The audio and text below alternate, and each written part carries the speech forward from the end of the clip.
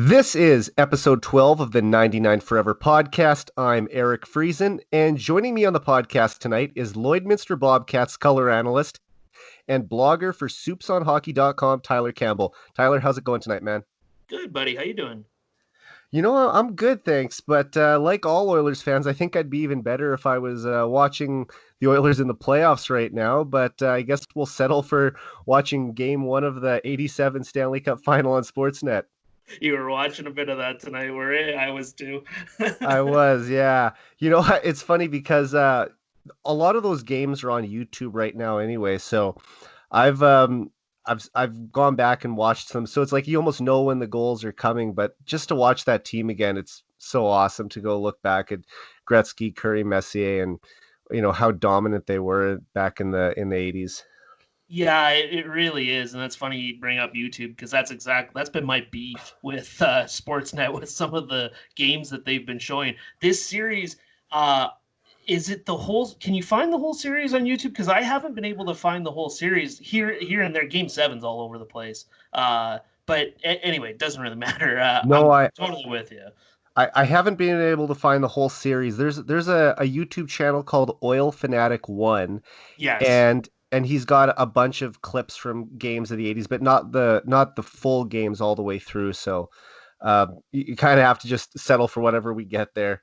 Yeah, it's funny you bring up his account. I've made some requests on his account on the past because I thought, man, you got so much of this old footage.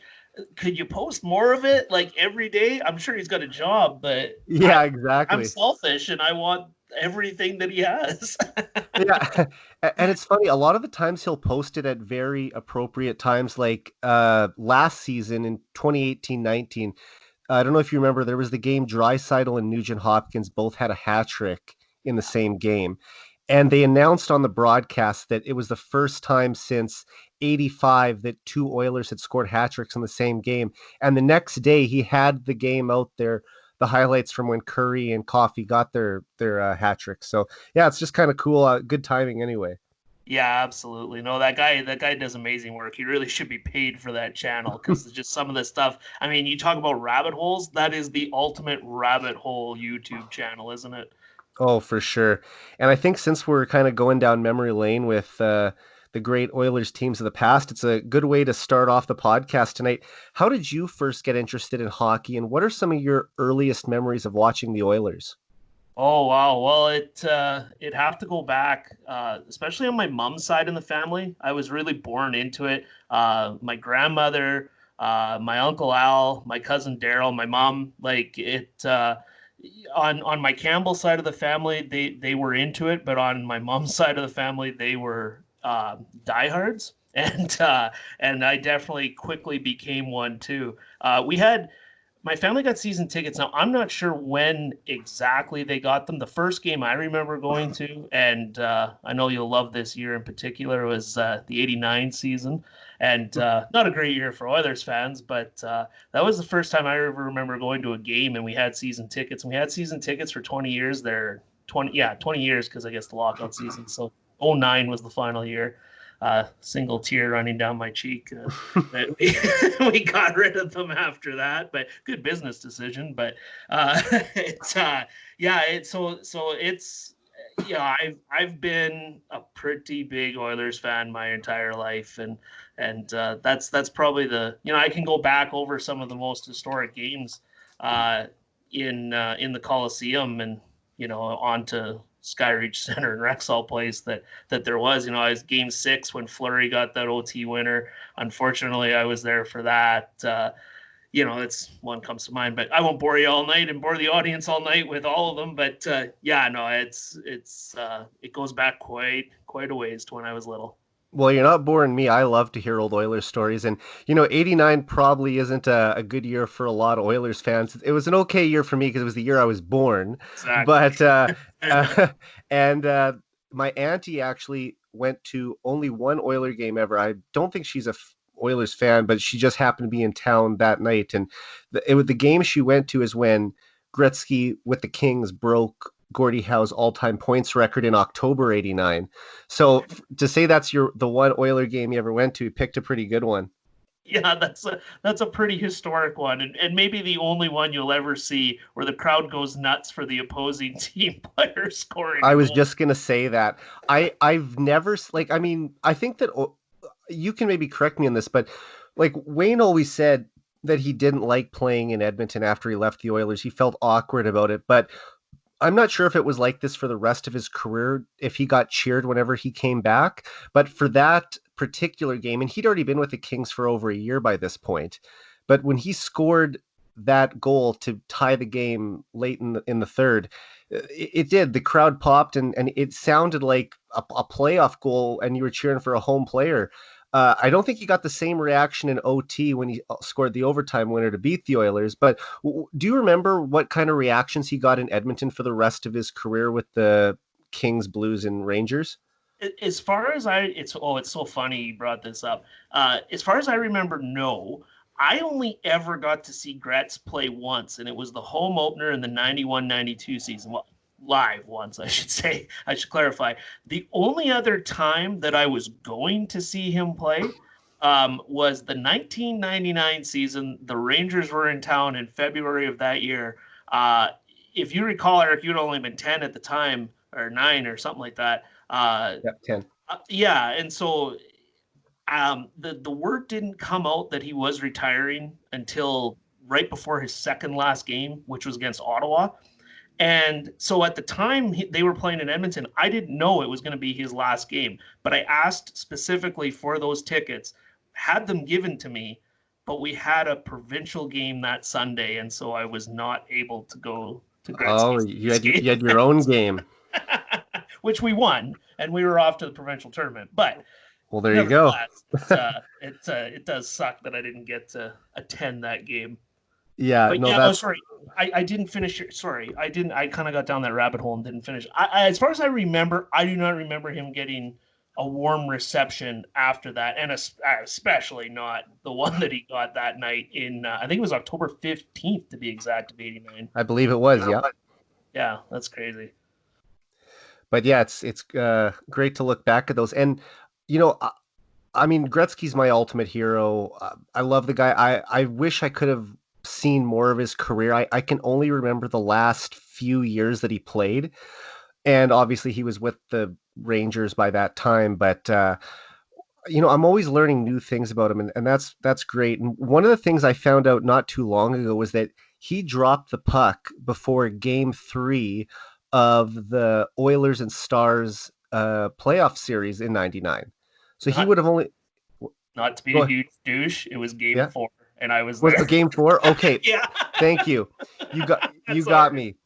No, I had just read that a little while ago, and I had never heard that story. And I guess because he wasn't technically affiliated with the Rangers anymore, he could come out to Edmonton and do that. But no, thank you actually for reminding correcting me on that. I thought it had been Game 3, but no, just that was kind of cool. And he said that that's when he sort of felt like an Oiler again. So I loved reading that quote too. And yeah, I mean, you missed his last game against the Oilers, but I guess that kind of made up for it that you got to go see that game live. It did, and the building just went nuts that night when he came. Actually, talking about it, it's on YouTube. I know it. I know for sure it's on YouTube. I think it's like a Dallas Stars pregame show for that game. So if you go and search Oilers Stars game 499, I'm pretty sure you can find it on YouTube.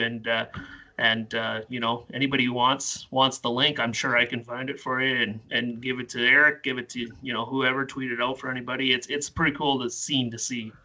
I would love to see that, so I'll try and find it myself on YouTube, but I'll be chasing you down if I can't find it later to try and get some help with that. So, uh, Absolutely. yeah, obviously you and I have a big Oilers connection, and that's one of the things I have with most of my guests is that everyone who comes on the show is basically an Oilers fan. Another thing that you and I have in common is that we've both worked in the broadcast industry, and I'm just kind of curious, when did you decide to pursue a career in sports broadcasting? Yeah, so really the decision to pursue it goes back to when I was a kid.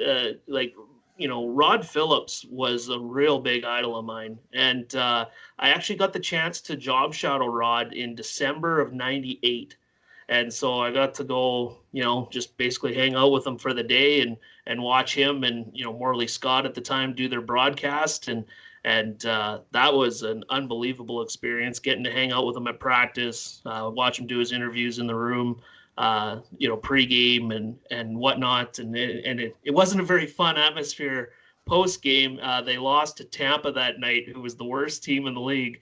I'll never forget how miserable Joey Moss was as he vacuumed the floor after the game. That's the one image that just really stands out in my mind. The whole room, I remember being terrified to go in there after the game. But anyway, so I really got the bug for it when I was younger. And then I took broadcasting in school, went to a private school that's no longer operating. It doesn't have the best reputation. It was in Edmonton, CSMB, Canadian School of Modern Broadcasting. It had some shady ownership and kind of went under here about a decade ago. But anyway, it got my foot in the door. And so I ended up getting a practicum at 1260 when 1260 was starting out at the time, and it was the team, and Stauffer had just started up his show, and so I got to intern under Bob, and Speck was doing the co-hosting with him at the time, so that was a pretty good experience and lasted about 4 months, and kind of had as good as the experience was, kind of had a bad experience with a job that I thought I was being offered, or I did get offered, and then kind of got the rug pulled out for me. And to be honest with you, Eric, that kind of soured me on doing it for a long time. And so I came back to Lloyd and kind of got into construction. My family's got a company that pretty good company here in Lloyd that it's I guess it's 50 years now that they've been doing it, and so it's a pretty sound way to go with my life, but I never was able to kick the bug, right, for being in sports. And so, when social media kind of started to really bubble up and this kind of became something that, a person can strike out and do on their own, I started doing that. I started blogging. I didn't get the podcast going till 18 months ago. And that took a lot longer than I had anticipated. But in that time, I'd also landed the Bobcats color job in the 2014 season. That fell through because of a deal that they did as they were hosting the RBC Cup for 2016, and they were able to get a more, I don't know what the term is, they're able to established broadcaster. And so they kind of got rid of doing the color job, and then they rehired it. And I, not to sound like I'm not bitter about it at all, but it's just what happened is they hired other guys, and so I wasn't doing it there for a while. And then this year, Shane Tomeyers, who I was doing with in 2014, and he asked me to do that again. And so so I went back to it full time this year and had a blast doing it. That's awesome. And that does happen in this industry. I one of my first good broadcasting opportunities was doing the color commentary for the Max Midget tournament in Calgary, which was also in 2014. And I was lucky enough to do it with two of my friends who I went to Mount Royal University with, and where we got our broadcasting diplomas. And awesome opportunity. We did the whole tournament. We were doing the girls' side, and just great hockey. Those girls are so talented, and we felt like we had put so much effort into doing the whole tournament, and then they brought in two new broadcasters for the final game at the Saddle Dome, who hadn't followed the tournament at all, who were just brought in by Shaw TV because it was being televised. This is the one game that was on TV as opposed to all the other ones that were just webcasts. Right. So we kind of felt a little robbed of the opportunity because you'd put in all this work for the full tournament. I'm not bitter. Like I really appreciate the opportunity, and I'd love to go back and do the Max tournament again someday. But when you're invested from game one of the tournament all the way to the semifinal, and then you don't get to call the championship game, that was kind of a bit of a disappointment. Yeah, I can totally understand where you're coming from on that. And that'd be just just disappointing is just the right word. I was going to say kicking the balls, but your way is a lot more nicer of saying it. It's just getting the rug pulled out from you. Hey, and that's how it was, with the flux that the Bobcats play-by-play and color jobs were in that time too. You're not bitter about it, but it is disappointing. Yeah, it's tough, but that's how this industry is. We kind of knew what we were getting into when we got into it, and there's a lot of times there's no guarantees, and but we briefly talked about this. You clearly have a connection to Lloydminster. I have a bit of a connection there too. I interned at Newcap TV in 2018 and spent a few months there. Really enjoyed my time at the station, and I got to do a weekly segment on the Bobcats called Beyond the Boards. So that was a great opportunity as well. I can't believe we never actually met while I Yeah, was there. that's Um, crazy. I met, I worked with Landon, Yeah. who works at the station, and I believe the other guy who I met with the Bobcats, his name is Clark. Yes, Uh, and Clark was gone after that season, or yeah, no, sorry, after the 2019 season. Clark, they what happened was they had their deal with Newcap on the radio side, and that they went away from that and went to the MixLR app this year, and that's why Shane, who was doing the color for Clark, took over the play-by-play gig again. He had it for years previous, and basically they were able to do a more cost-efficient way of doing of the course. broadcast, you might say. Which, I mean, for a team in the AJ, I mean, you've got to make sure you save at all costs, right? Definitely. And in this industry now, especially with, we know how the broadcast industry is going with TV stations trying to make as many cuts as they can with so much more going digital and going online. It just makes sense. But yeah, you briefly touched on it, but just how have you enjoyed your experience with the Bobcats so far? And it sounds like you've lived in Lloydminster a while. I didn't really find out exactly how long you were in Edmonton as opposed to Lloydminster, but just if you can kind of speak about your time there and your as well as your time with the Bobcats. Yeah, so I mean I've grown up, born and raised in Lloyd. I was raised on a farm about 25 minutes north of town. Would call Marwayne just as much home as Lloyd. You might have been familiar with Marwayne, haven't been here out this way, but for those who aren't, it's just a small town, just about a half hour drive northwest of Lloyd at hometown of two-thirds of the leading scorers in the WH or the top line. Sorry, my apologies. Top line in the WHL this year in Zane Franklin and Orenson Tazo, and their two kids that I've known their families for a very long time, and great kids. And so, yeah, so I grew up going to school out in Marwayne, but always kind of was in between with Marwayne and Lloyd. So kind of both my hometowns. And then, yeah, it was fall of 2003 when I went to Edmonton and did the broadcast thing, and then ended up interning at the team 1260 at the time, or 1260 is still 1260, but it was the team at the time, not TSN. Anyway, yeah, and so I was up in Edmonton about a year, but I've been in Lloyd most of my life, and that might not sound like the most luxurious life for some people, but there's just something about this town that just makes me want to stay, and so here I am.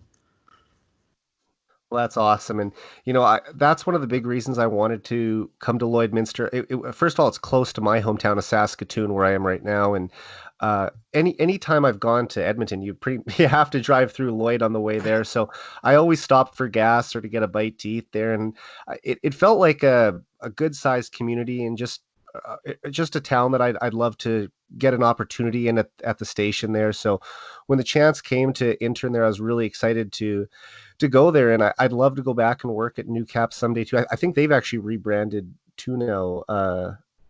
Isn't it Prime Time? I think it's called. Yeah, they've done so many shuffles here in the last few years, honestly, that it's tough to keep up. But yeah, I'm pretty sure it's called prime time now. You're right. Well, aside from broadcasting games and blogging, you also host the Soups on Hockey podcast, which I've checked out a couple episodes and I think it's really entertaining.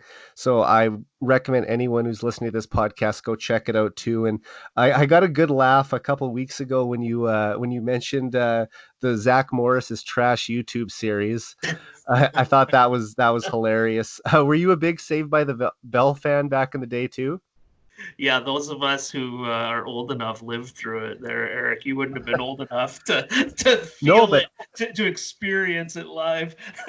yeah, I didn't experience it while it was in its original run, but I was a huge Saved by the Bell fan as a kid. Probably around 97, 98, I would have been starting to watch the reruns on TV. So I've been familiar with it for over 20 years, and I loved it as a kid. But yeah, I didn't quite get to capture it as it was on. But they're not a remake. They're continuing the series now.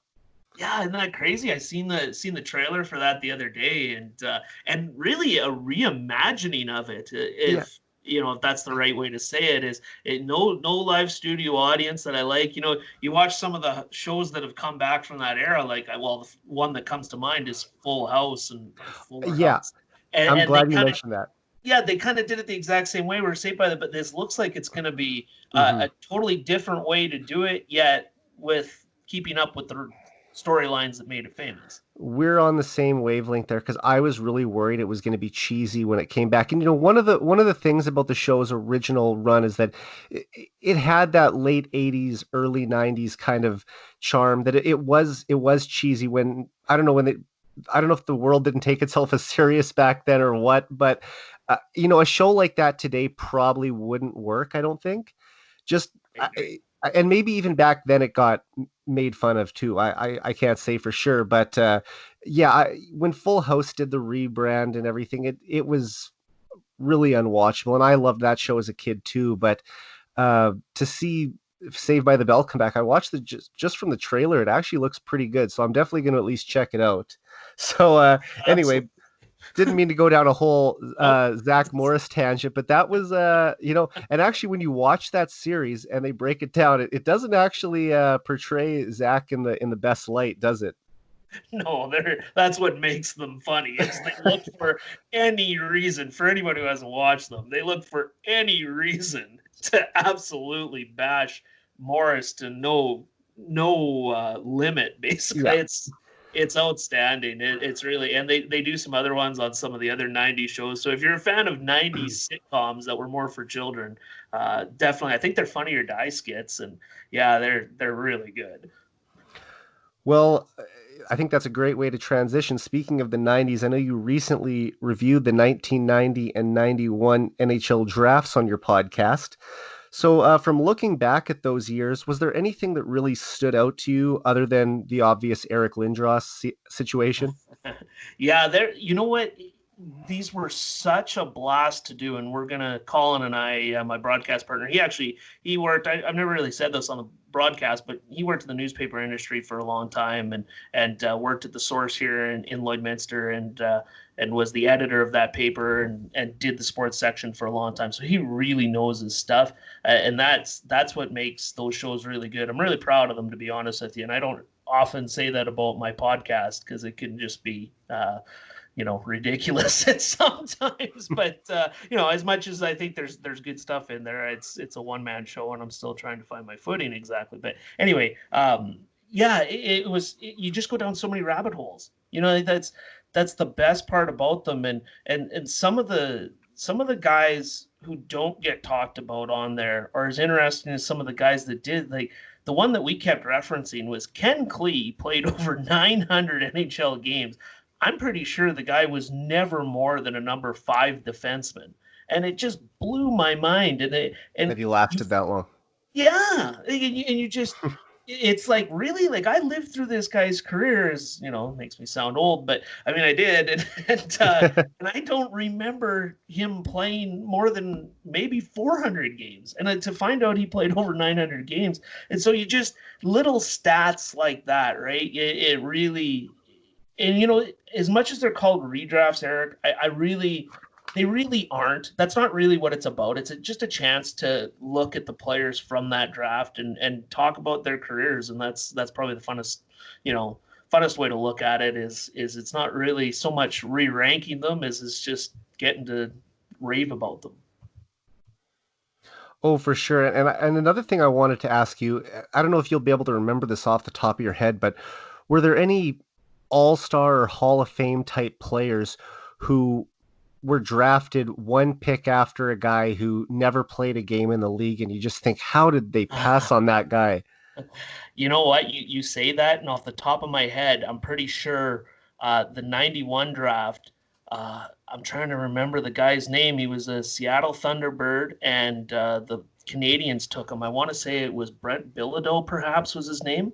He went 17th, and the guy who Yeah, I'm went. looking it up right now. Yeah, he never played a game. Now I'm going the wrong way with this because he went 17. The guy who was taken ahead of him is who I was thinking of, not behind him, was Marcus Naslund. So that's Yeah. maybe a bad example of what you're talking But about. one pick after him was Glenn Murray, Right. who That's played right. over 1,000 games. So And it still kind of works out.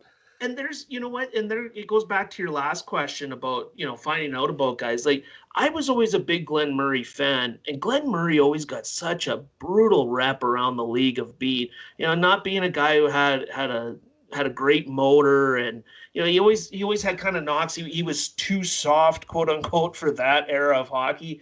The guy couldn't be moved from the front of the net and was consistently a 25 to 30 goal scorer in an era where goals weren't coming very easily. It's just incredible to look back at some of those careers and say, really, that guy got shit on for doing what he did? Like, you should have been happy to have that guy, but it's just a different time, right?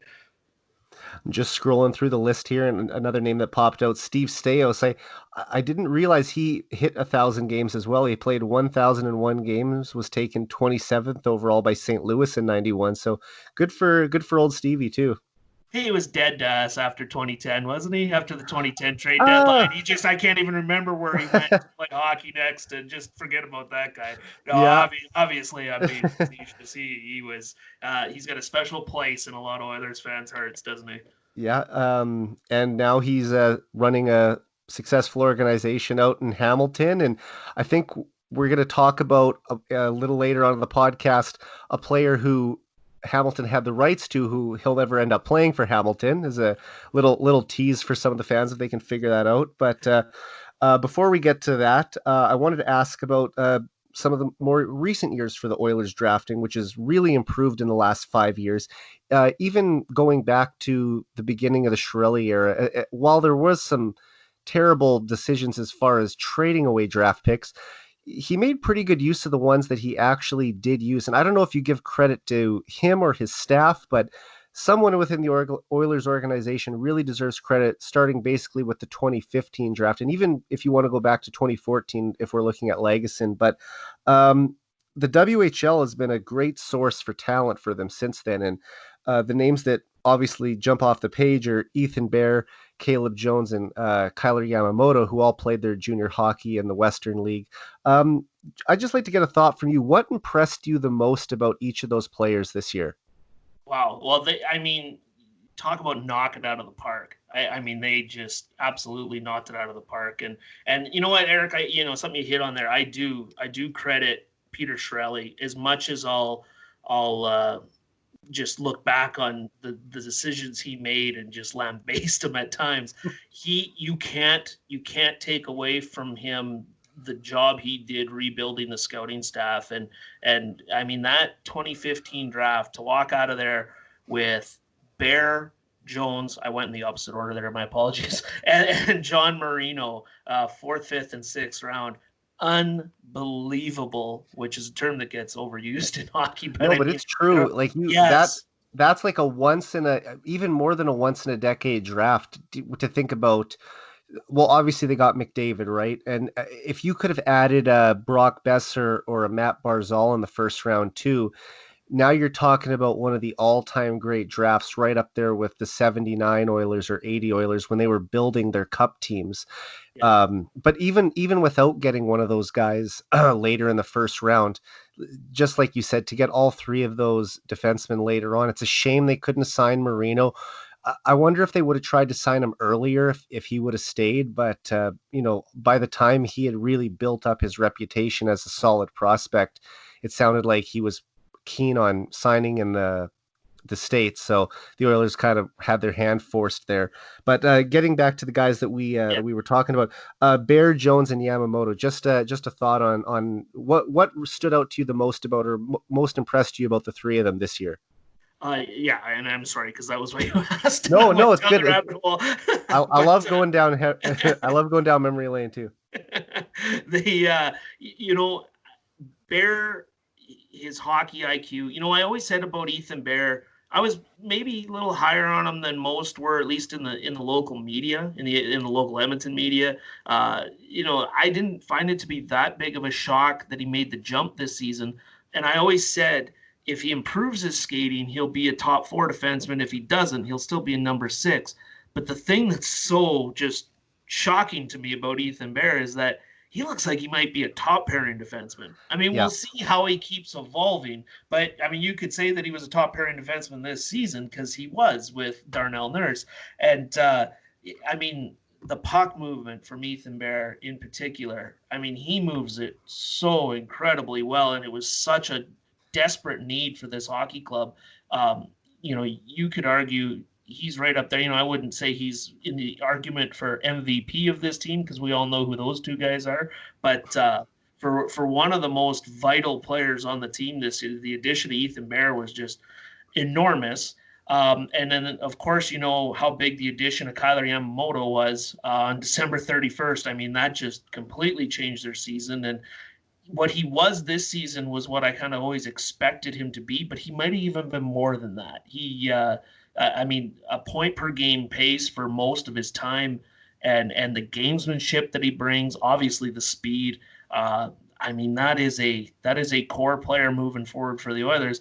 And then I left Jones till last because, and I've said this in a couple different spots, as much as I love Ethan Bear, and don't get me wrong here, I really do love Ethan Bear. I think Jones might be better down the line just because of that skating ability. And if you watch how much he progressed as the time went on this season after his call up, I mean, he just got better and better and better to the point where Oscar Clefbaum goes down and Jones stepped in for him and they didn't miss a beat. As far as, you know, obviously you want Oscar Clefbaum in the lineup, but there wasn't a big drop off. You know, that I always look at, you know, Adam Larson's game to kind of indicate where um, what kind of drop off there might be there. And there was no real big dip in Larson's game. If anything, I think the numbers show that Larson was actually a little bit better. I wouldn't go as far as to say that Jones is a little bit better than Clefbaum, but man, he's progressing rapidly and it's really exciting. and I want to touch on a few things you said there. Obviously, Yamamoto, I think that was like a free top six forward that they were able to find that Ken Holland didn't have to go out and trade for at the deadline. So to me, he's the Oilers rookie of the year, even though he isn't technically a rookie because he had played 26 games already. He's their best first year full-time player. He was the best one on the team this year. As for Bear and Jones, like, yeah, like you said, Bear might have top pairing potential. It's funny because I think a lot of Oilers fans still believe that Evan Bouchard could be their first pairing top right shot defenseman eventually. So just to have two guys who might be battling out for those spots and pushing each other, that's another really exciting thing for the future. It makes you wonder what they might do with Adam Larson down the road, and as well as Caleb Jones. If he's a similar player to Darnell Nurse in that they're both such great skaters, not quite as physical and doesn't have the size of Nurse, but it makes you think down the road, will they consider perhaps moving Larson maybe sooner than later with 1 year left on his contract, or Nurse down the road, because those guys will be slotting in, and the prospects that are still to come. Yeah, absolutely. That's kind of the exact same way I've been looking at it. Is you know, I don't think that the rest of the hockey world understands just how good this young defense really is. And I'm right there with you. I'm in that camp that thinks that Bouchard is going to be the best of the bunch. But it just goes to show you how high I am on Evan Bouchard. It's his puck moving ability and offensive acumen and head for the game. His IQ is off the charts. It's really exciting to watch this all come together. I mean, we're talking right now about three kids that look like mortal locks to be in the top four for years to come. and we haven't even hit on some of the other guys that they got coming yet. And Yeah, that's not to mention Clefbaum and Nurse, and those guys, like you say, like this might make Nurse expendable. And I love Darnell Nurse, but so do I. if they're in a position where they can trade Nurse, I mean, his value is going to be off the charts. Well, one trade, and who knows if there's any legitimacy or not, but yeah, one that I saw floated out there on Twitter a bunch this year was Nurse possibly going to Winnipeg for Ehlers. Yes, And yeah, I think that one has been out there. Winnipeg was needing help on defense by losing three guys in the off season, and Edmonton could use a speedy top six forward. I don't know if that's what they're thinking as much now after going out and getting Athanasiou. Not to say that Athanasiou is as good of a player as Nick Ehlers, but just I think it kind of maybe takes that sort of deal off the table. But the other thing is with a guy like Jones, who you're very high on. I know a lot of people have been, even Low Tide had him ahead of Bear for a long time, and we've had well, not me personally, but Michael, who I work with at Oilers Live. He had Amy Jones, Caleb's mom, as a guest on his show about a year ago, and she was great to talk to. But when they were in their draft year, Jones maybe wasn't as well known because he was playing in the U.S. under 18 program at the time. But Bear had played, I believe, two WHL seasons already, and he was coming off, if I'm not mistaken, a 13 goal season as a right shot defenseman. And it just kind of blows my mind how he went so late in the draft. I can see the situation with Jones because he hadn't made his Canadian junior hockey debut yet. But were you surprised that Bear fell to the Oilers in the fifth round, or were you thinking he was going to go higher than that? I wasn't too surprised, but just because going back to that draft was getting talked about as being better than 2003. I was going to say 2013. It is better than 2013, but it was getting that talk at the time. And early returns it's living up to the hype that it is maybe going to be a better draft, or as good at least as 2003. So I wasn't overly surprised to see those guys fall through the cracks. There was a lot of similar puck moving defensemen in that draft. Like I think back to guys like Travis Dermott and Vince Dunn, and there was a lot of guys like that. So I was excited to get both of those guys where they got them, but I guess I wasn't overly surprised just because of how good the draft was. I think if that's a normal draft year, those guys are going long before that. Definitely. And if we look back 5 years now and did a redraft, I know you were sort of maybe not necessarily doing redrafts with 90 and 91, but just going back and looking at it.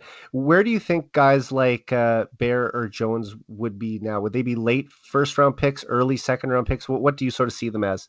Yeah, I think late first round picks for sure. I hadn't really thought about it too much, but yeah, I just thinking about that draft and thinking of some of the names. You go down the list: McDavid, Eichel, Marner, Hannafin would be lower. Aho would jump up probably to the Yeah, first round, yeah, right? absolutely. Strom would drop. Provorov, where does he go? Wierenski. I'm kind of going down the list here. I believe Yeah. but I haven't got it in front of me. But that's how much of a geek I'm I am. putting you on the I'm putting you on the spot there, and you're No, nailing it. that's So that's good.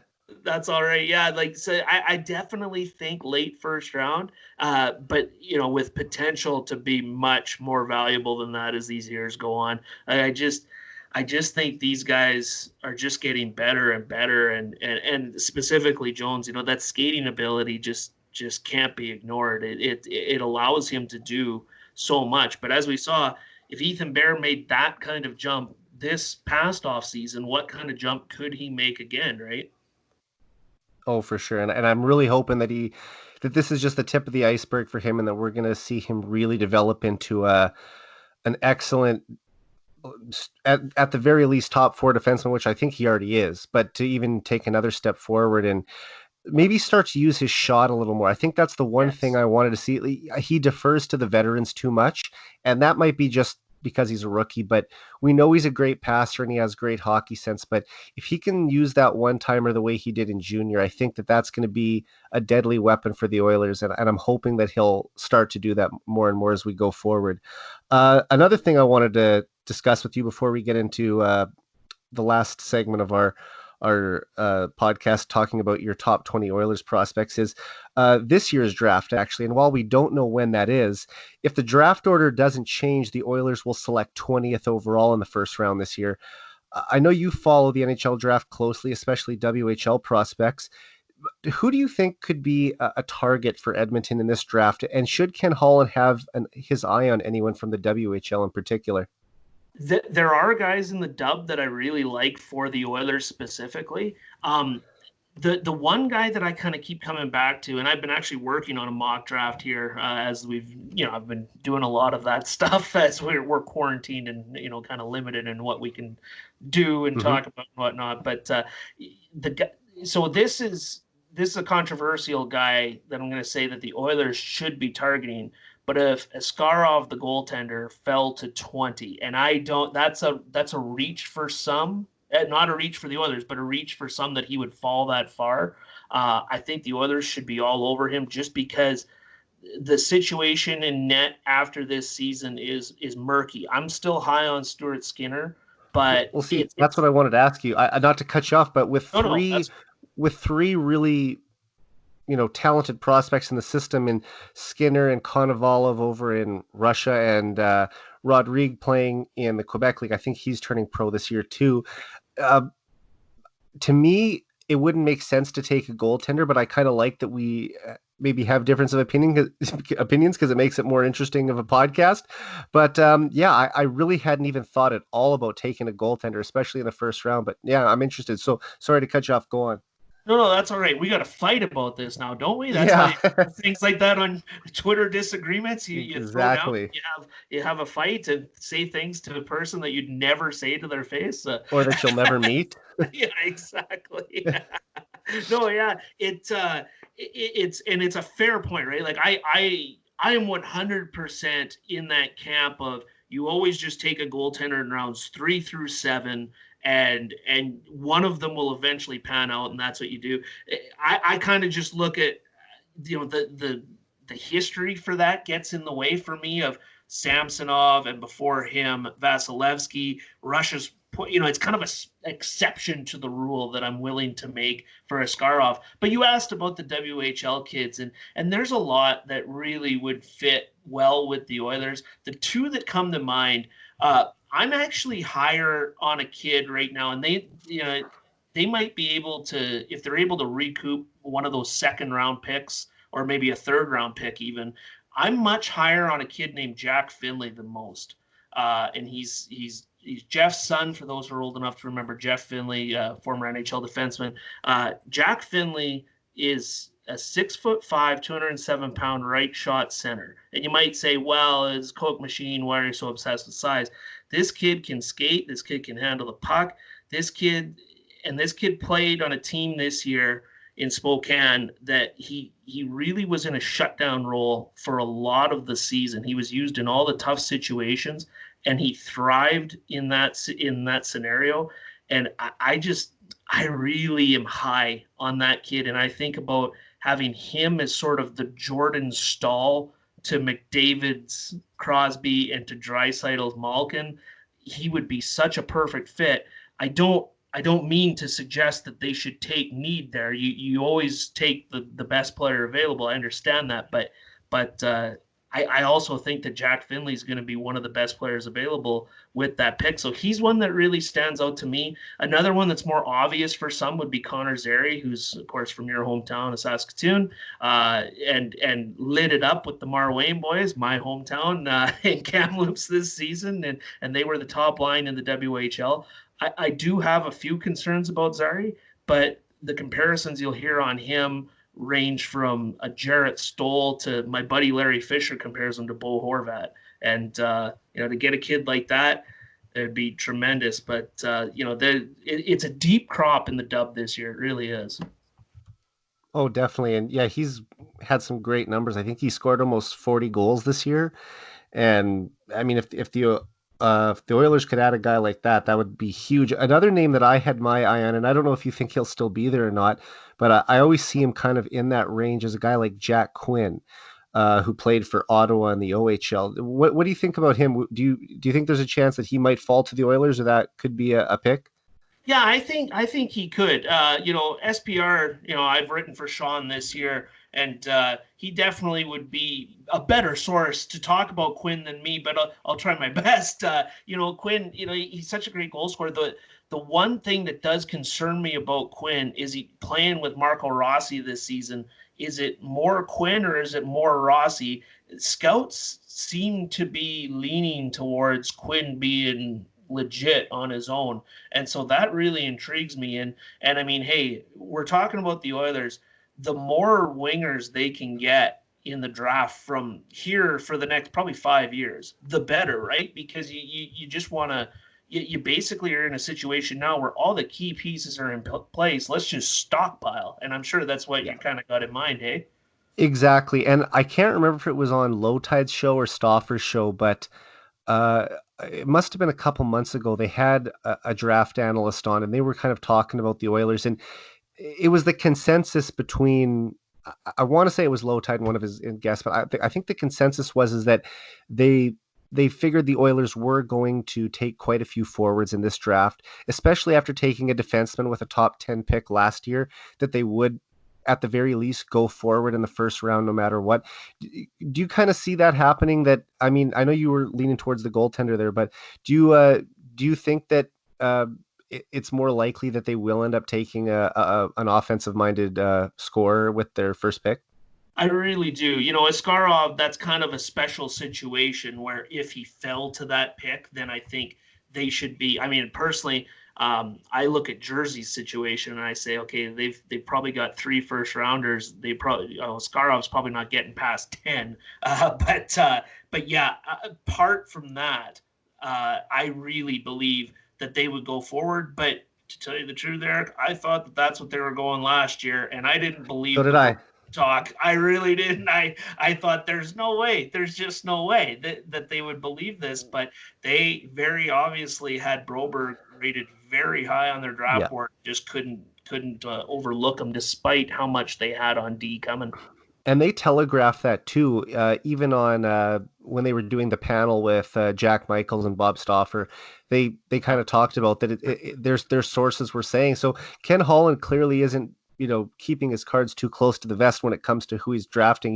He's pretty obvious about it. And this year, if he's asked, I'm not sure if he's going to be as as forthcoming and give all the information out. But we'll see. The draft might be pushed to October. I'm hoping it is because that means that there will be an NHL playoff this summer. But we'll have to see how everything pans out. But no, I'm a big draft guy too, and I think you'll probably agree to this. We've seen too much draft coverage over the past decade because the Oilers haven't been in the mix. So it'll be kind of nice to watch some playoff hockey and have the draft be secondary. This has probably been one of the years where I haven't followed it as closely in, I don't know, 10 years. Yeah, it's a nice escape, isn't it? All this drive for the playoffs type hockey that we had been seeing. It kind of makes it. When you think of it from an Oilers perspective, it kind of feels like they might be cursed with this whole pandemic coming down. But we'll get through it. Absolutely. So if it's okay with you now, I'd like to move on to your top 20 Oilers prospects at Soups on Hockey and just kind of, I'll get you to introduce them as we count down from 20 to 1, and we can go back and forth and just kind of discuss them for a moment or a minute or two. Yeah, absolutely. Fire away, bud. Okay, so go ahead with your top 20 prospect. Yeah, sorry. Yeah, you wanted me to start it. Yeah, I'll let you lead as the guest. Okay. I'll let you introduce your own article. Sure. I won't take over that from you.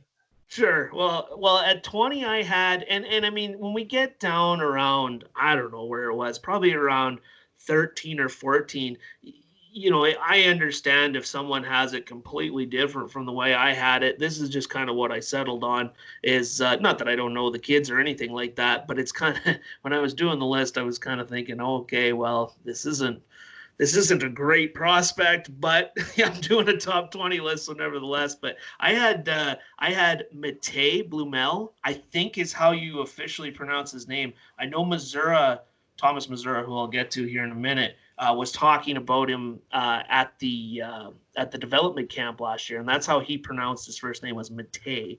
And then Yeah. Blumel, I'm kind of speaking my English there. I'm not sure if that's officially the way to say it, but nevertheless, he was the fourth round pick last year, 100th overall, and he's one of those kids who, in my viewings, and big time at this year's World Juniors is when I really got to see him. Got to see a little bit of his USHL last year, and obviously did my homework on him, but more so got to see him at the World Juniors, and I kind of like how he was used in a lot of tough minutes for the Czechs.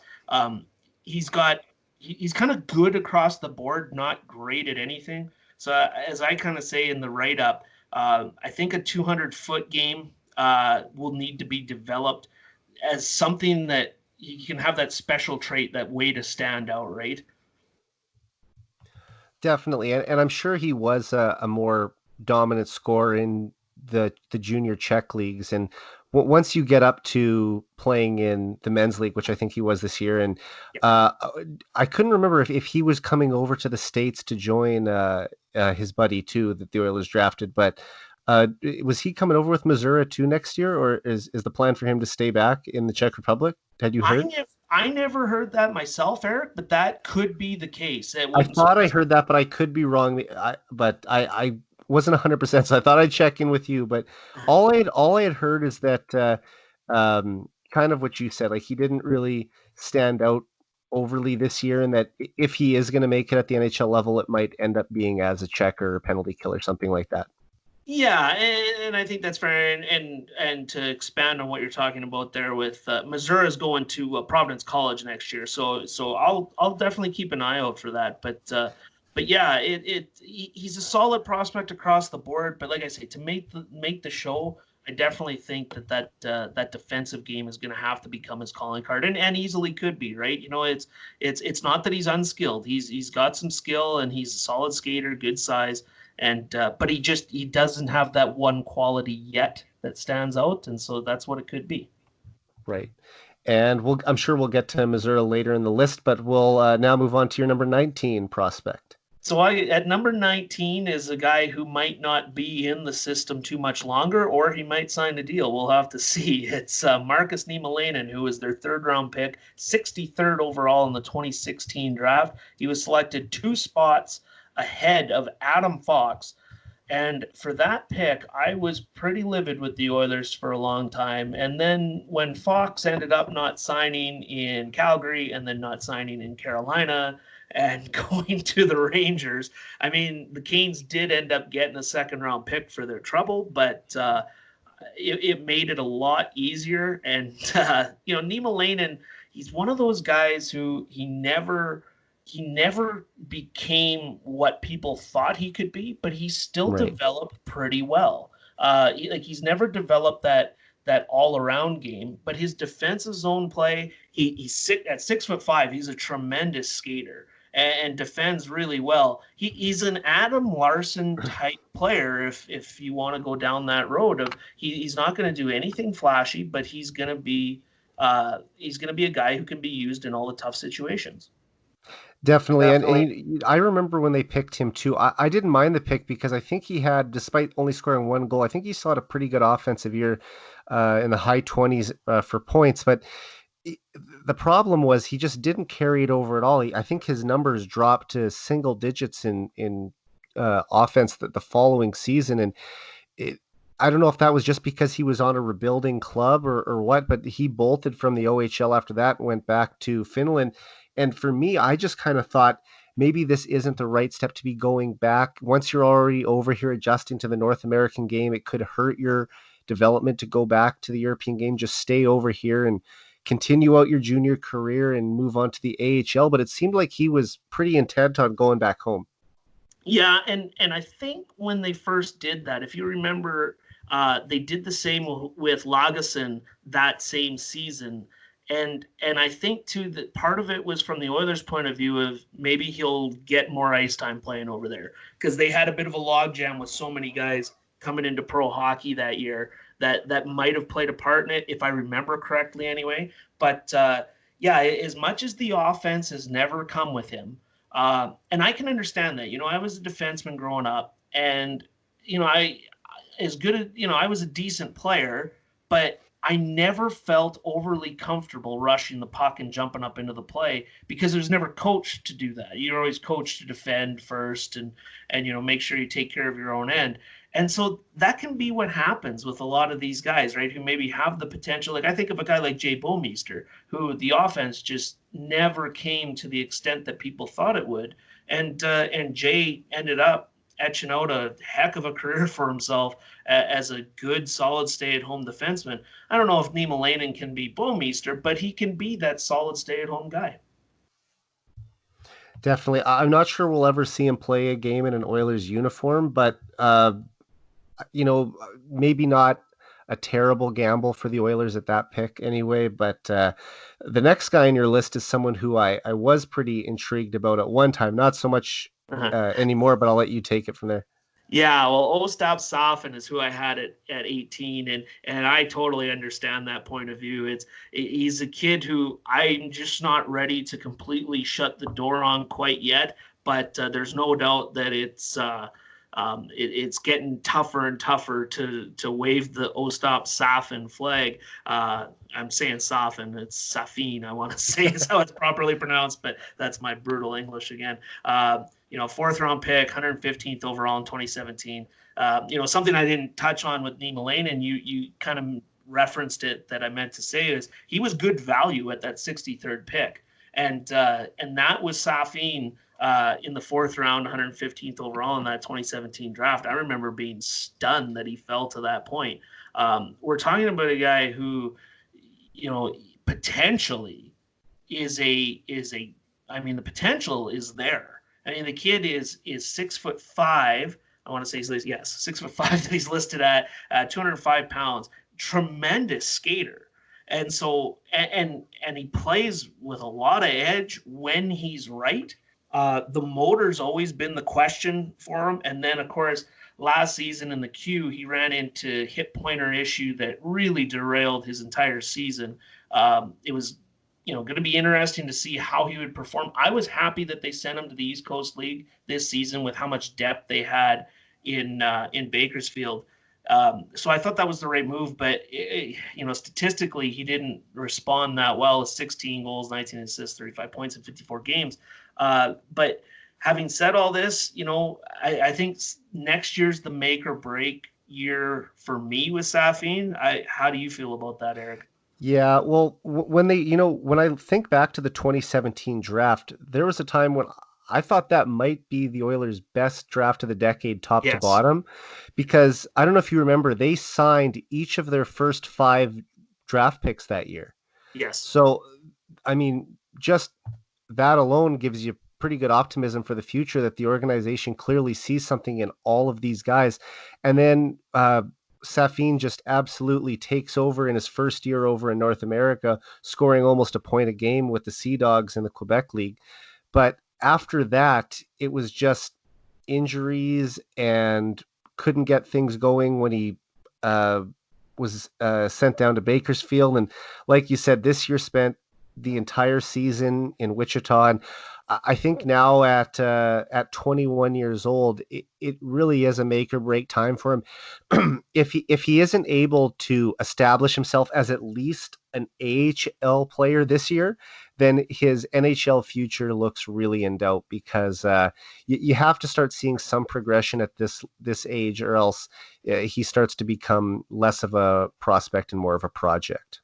Yeah, absolutely, and that's exactly. I think I even say it in the write up here that's how I kind of feel too. Is it's a big season for him coming up, and I mean, there shouldn't be any excuse. There's going to be spots available, a lot more spots available this upcoming season.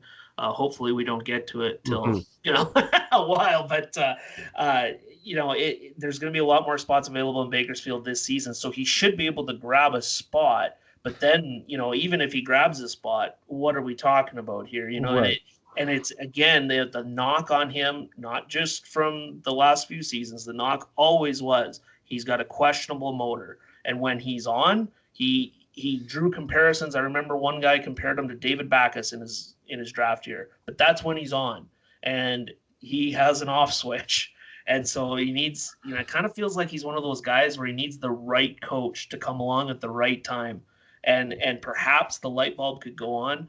Man, the Well, potential for this kid is it's there, but it's just, I does he give a damn? I really I really hope he's able to claw out some type of an NHL career because when you go back and watch his junior highlights from 2017-18, he looks like a legitimate NHL prospect. So it would be disappointing if he didn't at least get there even as a third or fourth liner. I know you had your estimated time of arrival for him as 2022, 2023. So I think that's a pretty good timeline. That's 3 years from now. So if he puts in his time in the American League and shows that he can at least be a I don't know, half a point a game scorer down in Bakersfield, then maybe he could claw out some type of an NHL career. But we'll move on now to your number 17 prospect. And that's a Peli Rasanen out of Boston College. 34 games played this year, 11 goals, 13 assists, 24 points. Sixth round pick, 158th overall in the 2016 draft, and just a kid that I've really liked for a long time. It's interesting with him. So I'm trying to think now of who did the interview with Scott Housen. I think it was Daniel Nugent Bowman of The Athletic. And Scott Housen said something that was very terrifying to me when I read it, was that he said it was the strangest thing that Rasanen got moved to the wing this season and he started to produce playing with Alex Newhook. Well, I mean, Alex Newhook it was one of the best freshman players in NCAA hockey this season. And plus, I subscribe to the theory that centers can play the wing. It's tougher for wingers to play the middle. And so that wasn't really a surprise to me. Rasanen's one of those kids, and I often compare him to Mark Letestu, and it's not just because he's Yeah. around the same stature and that right shot center, but he's a Swiss Army knife. He can be thrown into seemingly any situation. So, for example, he can play the wing with Alex Newhook, but he can also give you all the tough minutes as that fourth line center. And I personally value that quite a bit, maybe more than the average fan would. But Rasanen, I mean, he's not going to blow you away with any of his skill. He's not even going to blow you away with his speed, but his smarts, his head for the game is definitely there. It'll be interesting to see if the Oilers sign him. The clock's ticking on signing him now. If they don't, coming up here, he's got one more year left at Boston College, so they don't have to. But you never want those NCAA players to go into their senior year. So we'll see if they can sign him. But he's kind of a personal favorite of mine. I might have him ranked a little higher than some would, but I could see him etching out a career at some point.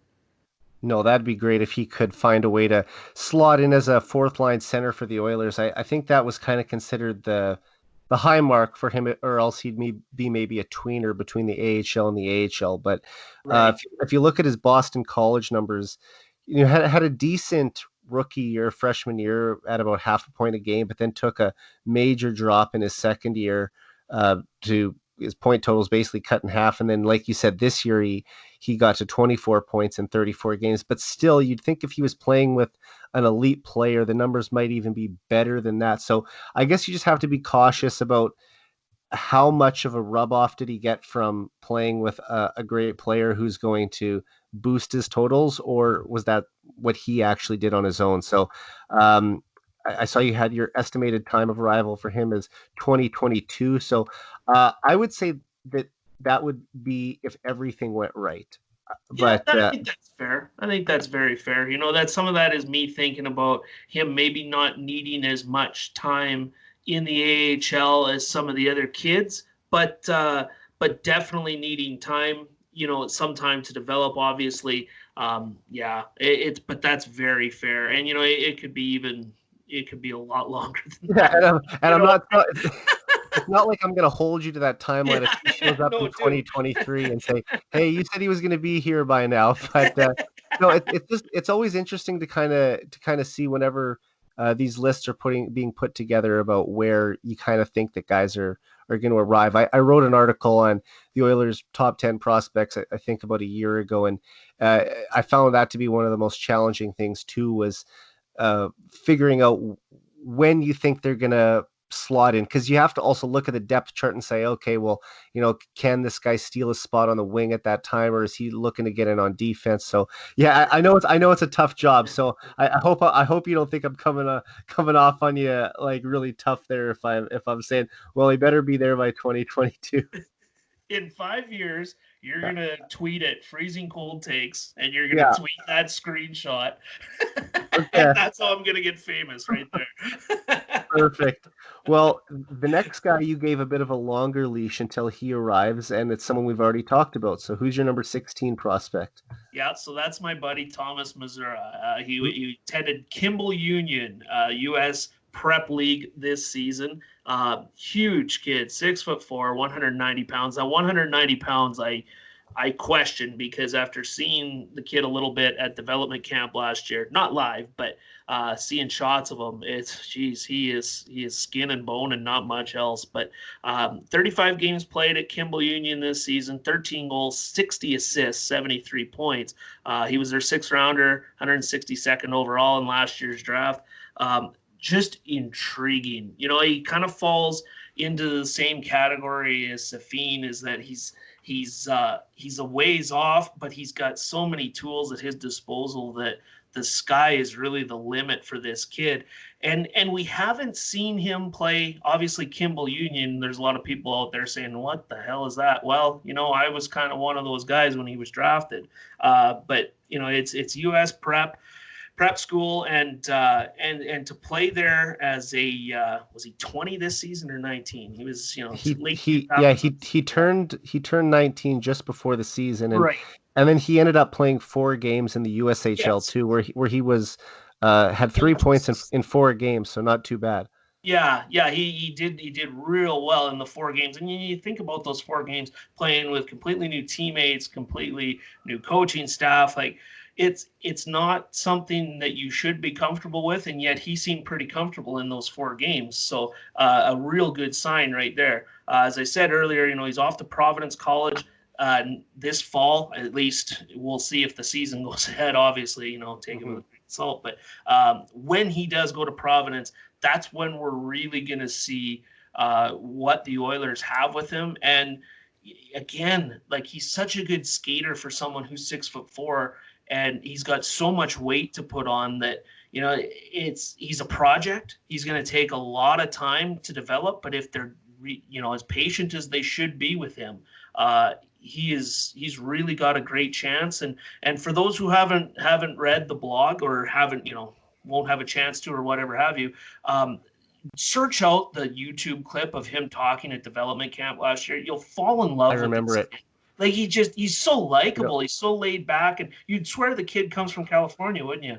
Exactly. He doesn't have any type of a Czech accent, but if I'm not mistaken, he spent a few years in the United States already. Right. And the one thing I wish that he would have done is played in the USHL all year instead of playing I don't know, a high school hockey or whatever it was in at Kimball. But the other thing is the thing that I remember most about him from Dev Camp last summer is that he said he had an Alish Hemsky poster on his wall as a kid.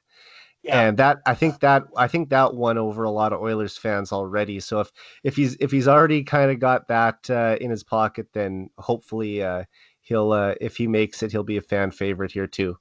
Yeah, it's funny you brought that up, because when I got done, talking everybody's ear off, I remembered that I left that out, that he knows Hemsky. I want to say he says in that YouTube clip that his dad is friends with Hemsky, and that he works out with Hemsky's trainer that Hemsky has or had during the summers, and so there's a lot of family connections there, and just endears him a lot more to Oilers fans, doesn't it? For sure. And I looked at the list. We got a couple of goalies coming up here. So who is your number 15 prospect now? Well, this would be Dylan Wells. Spent most of the season in Bakersfield. only got into 7 games in Bakersfield, 3.77 goals against, 0.878 save percentage, fifth round pick, 123rd overall in the 2016 draft. Wells might be lower on some people's lists or completely off some people's lists by now. I still remain relatively high on him, in part because goaltenders are voodoo, as a lot of people say, and in part because I can't shake what we saw out of him in the 2017 OHL season, where he very easily, by statistically anyway, could have been considered the if you go by GSAA, he was off the charts compared to other CHL goaltenders that season. He was absolutely spectacular for Peterborough. Eric, I'm not going to pretend to be as great of a scout by any means on goaltenders as I am on skaters, but Wells, he's just big enough, and he reminds me a lot of Mike Smith in his athleticism. Yeah, and for a guy like Wells, I had some hope for him too, but I think just as the organization started to add more and more goaltenders over the coming years, it, it seemed like he got pushed further and further down the depth chart. And hey, maybe he'll end up being a backup goalie in the NHL someday. But I just think with the goalies in the organization already, he likely isn't going to be the future starter for the Edmonton Oilers. So I'm I'm not banking on a career for him, but at the same time, like you said, he did have some pedigree at a younger age. So anything's possible at this point. I just think it'll be one of the other three that ends up getting that spot, if anyone. Well, it's funny you say that because I mean the one thing that I noticed, especially this season, I noticed it the year before, but especially this season, they were giving every chance possible to Stuart Skinner once Shane Starrett went down with his injuries. And they were giving no chance whatsoever to Dylan Wells, Mhm. despite them having very similar numbers when they played. It's pretty Yeah, clear at this point that the organization is very low on Wells, or conversely, in fairness, maybe they're just that high on Skinner. But there's no doubt in my mind that Skinner is definitely, at one time, or when they drafted Skinner, I guess you could say, those two were neck and neck as prospects, and true. at this point now, Skinner's just right. He's their guy, right? Yeah, well, I think that a lot of Oilers fans love the hometown connection, and I won't talk about Skinner too much right now because we'll get to him in a second. But uh, well, I assume he's on this list. But You never know. yeah, no, I actually have read the full article, so I know he is. But and actually, there's a couple of guys in the top 10 who I was actually surprised were that high. But I'm looking forward to talking to you about those in a few minutes here. But yeah, it's for Wells. I don't know if I necessarily see it at the NHL level. So even That's totally fair. if he can cloud a career as the AHL backup supporting the Oilers prospects down the line, then that's good too. So the next prospect on the list is born in the same draft, is born in the same year, but was drafted in a different year. Yeah, absolutely. That's Ilya Konovalov. Played for Locomotive. Of course, that was the team that Craig McTavish started out coaching earlier in the season in the KHL. The first thing you notice about Konovalov is undersized by today's standards for goaltenders at 5'11" and 196. I know some have suggested in the Oilers organization anyway that he's around 6 foot 6'1", but that's what he's listed at is 5'11". So, and those numbers are always a little off. I know Clark MacArthur's a buddy of mine, and Clark was always listed at 6 foot, and I would always raise an eyebrow to that one. But nevertheless, yeah, Konovalov, his numbers dropped this season. He had spectacular numbers last year, and this season they dropped 40 games played, 2.45 goals against, 912 save percentage. Those don't sound that bad, and they're not that bad if you're playing maybe in the OHL or the Dub. or the Q. You don't want to leave anyone out, but for the KHL and what he did the year before, it was a disappointing season. He was third overall, 85th or third round, 85th overall last year's draft. I should not forget to mention, but I do like his game. Like, I am intrigued to see if or when he comes over, how he does, because as far as tracking the puck and how he moves in goal, man, he is fun to watch in the clips that I've seen. Well, I think that if he can come over to North America and have a chance here, he might not spend too much time in the farm system. He might be pushing for a backup job in Edmonton sooner than later. And one of the benefits to taking a triple overage draftee is that he is a little more of a mature prospect and probably closer to playing. Uh, Anytime you take a KHL goalie, I think there still are going to be some question marks. But like you mentioned earlier in the podcast, there are good examples of guys who have come through in the league and made it as Russian or European prospects for that matter. The one thing that stood out to me when I was doing some research for an article I was writing, not that I had seen a lot of them, but is that he had a total of 14 shutouts in a 70 game span going back to the 2018-19 season. So that's an incredible rate of shutouts for any goaltender at any level. So do you see that as more of a product of the team he played on or the league he played in, or are we just seeing what could be a very promising young goalie for the Edmonton Oilers? No, I think it's completely conceivable that Konovalov just simply had a tough season, and this doesn't even come from tracking Konovalov as much as it does hearing what Craig McTavish had to say when he got back. That just sounds like, quite frankly, a shit show organization over there. I don't think McTavish was the last coach they fired this season. It sounds like it's a pretty frequent occurrence for Locomotive, but Yeah, he got let go after what, 8 games, I think? yeah, it was something ridiculous, and he even said afterwards that he knew it was going to happen right away, and just Yeah. went for the and, experience. and if I'm not mistaken, I think I read that after starting the season 0-2, he got a tap on the shoulder from the GM or the owner or someone saying like, you better get this on track pretty soon. And it's like, whoa, we're 2 games into the season and my job is already on the line. Like, man, that's a tough atmosphere for any coach in any league. Oh yeah, you got no hope, no chance right there, right? If that's the kind of pressure you're under. I mean, I don't know if you watched the first 2 episodes of The Last Dance there, the Bulls documentary, Eric, but I mean that's just like Phil Jackson having to go 82-0. Yeah, no, I'm looking forward to watching that. I actually talked about it on the most recent episode that I did last weekend. So I'm really looking forward to watching that. But no, I haven't seen it yet. So yeah, it could be a tough situation for any coach over there. Yeah, absolutely. So that's but back to Konovalov, like that's very likely that it was just a mess of a season for them. I didn't even talk about his playoff numbers, which were unfortunately even worse. It was 3.64 goals against, 888 save percentage. So that, I mean, it was a disappointing season. So that's why he is where he is. But it's not to suggest at all that Oilers fans should be saying, well, he's a write off at 14, or, we should be as discouraged with him as Dylan Wells. Not at all. It's where he ranks for the moment, and he's got all the opportunity, or going to have all the opportunity in the world to get that career back on track. For sure. And next up, one of the older prospects on the list. When he was drafted, he was already an overager, I believe, and sounds like he might be coming over to North America this year. And who is that at number 13?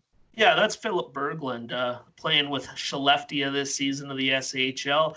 Defense partner for someone we'll get to here later on in the list. Hopefully not too much later on, as I take quite a bit of time talking. I apologize. Oh, it's good. I But, like the analysis. That's what the people are here for. So thank you for coming on and providing that, Tyler. That's absolutely. I could talk hockey all day, buddy.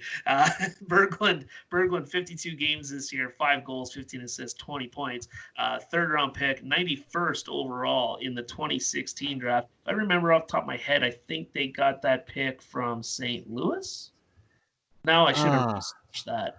Pittsburgh. That's who it was. It was okay. Pittsburgh in the Justin Schultz trade. Okay, got Sorry, it. sorry, I shouldn't think on the fly like I just did. It's all But good. but with Berglund, it's a lot, or it's very similar to that of Marcus Niemelainen. Ironically, they were both taken in the third round of that draft. Both just kind of solid stay-at-home defensemen. You know, Berglund, he's not the best skater, but he gets around pretty good. It's kind of similar to Joel Pearson, who we saw earlier this season, and of course he moved on to Anaheim at the trade deadline. Berglund, it's another. It's like Niemelainen again, where he has to be signed by June 1st. Of course, with the pandemic, that could get pushed back. So Right. we'll see. I mean, I haven't heard anything that it will, but time's uncertain there to say the least, right? But solid stay-at-home defenseman, nothing flashy, but I think he's a guy who has the ability to play in the league. He'll need nearly, if not a full season in Bakersfield, but there's not a ton of upside. But if you're thinking of a guy, maybe think William Lagesson. I think is fair, right, Eric? Yeah, I would say so. And if they end up losing Lagesson because he clears waiver or doesn't clear waivers next year, then maybe Berglund is a guy who fits in as that number 7, number 8 defenseman for the Oilers down the road. He honestly isn't a prospect that I've followed as closely as some of the other ones, just because the Oilers have had so many excellent young defensemen come into the system over the past few years. He's maybe been pushed a little further down the list. My personal hope was that he and Broberg would sort of make the transition from the Swedish league to the American League next year, and that would be sort of a soft landing for the two of them, and that they would end up being a D partnership there as they were in the Swedish League. So uh, it would be an easier transition to have two guys who already know each other, speak the same language, can come over and kind of be there for one another to lean on in a completely new environment. But I think it's already been established that Broberg is going to be back playing another year in the Swedish league, and he'll also be eligible for the World Juniors again. I won't get too far in him, but yeah, hopefully the Oilers are able to retain Berglund and he'll be in Bakersfield next year. Yeah, and the one thing too with Berglund, right shot defenseman, that because Bear has moved up and because I think pretty much everyone is anticipating that Bouchard will be on the team out of camp whenever the 2021 season begins, there's a spot available on that right side in the system. And then, I mean, we'll see. We talked about Adam Larson possibly moving on. The other thing that the organization could do is simply not qualify Matt Benning. Now, before everybody screams at me, I'm not suggesting that that's the move I would do. But Benning does have a bit of a higher cap number. I think he'd be at $2 million if they qualify him. So that is an option. It's not one that I love. I like the idea, even though I love Adam Larson. I like the idea of clearing room by trading out Larson. But point being, anyway, with Berglund is that there's going to be spots available on that right side, and so the path might be a little bit easier for him than it would be for Niemelainen, who has a guy like Samorukov in his way and a guy like Broberg in his way. Hence the Berglund being ranked 13th and Niemelainen at 19. Definitely. And moving on to your number 12 prospect now is a guy who I once had fairly high hopes for, and I'm still hoping can put it all together and make it to the NHL. I know he's played a handful of games, but I'll let you take it away.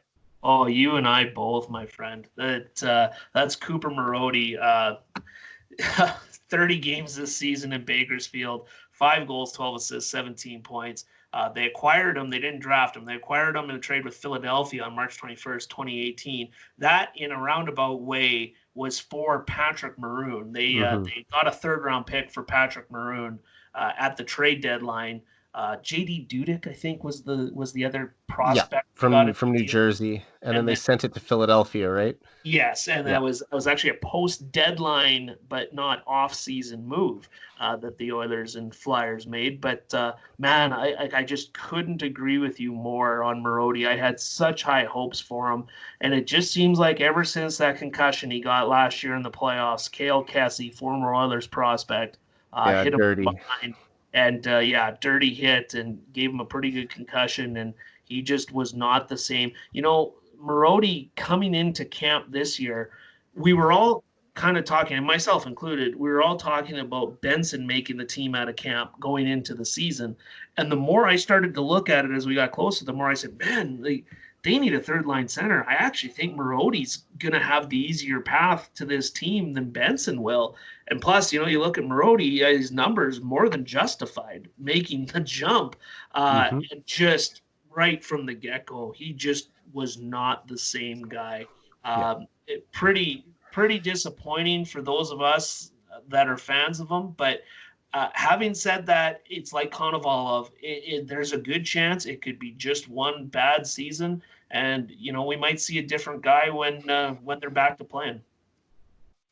Oh, for sure. Like I'm hoping that he can recover from this and get his career back on track. But like you said, it was a devastating injury last year, and um, he and Benson were such a fantastic duo down in Bakersfield in 2018-19, and the two offensive leaders of that team, and it uh, it would have been great to see those two plucked from the AHL and come up and carry that chemistry over to Edmonton. But uh, the games that Marody did get in last year, he didn't make that much of an impact because he really didn't get the ice time.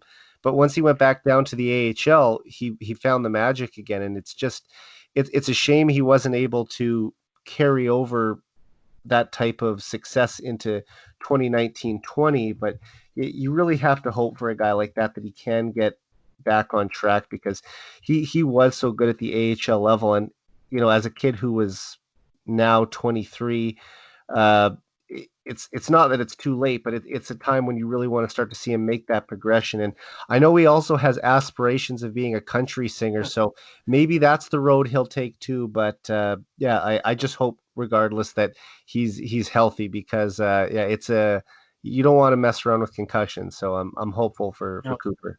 absolutely, and I couldn't agree more with that. And I mean, he's such a.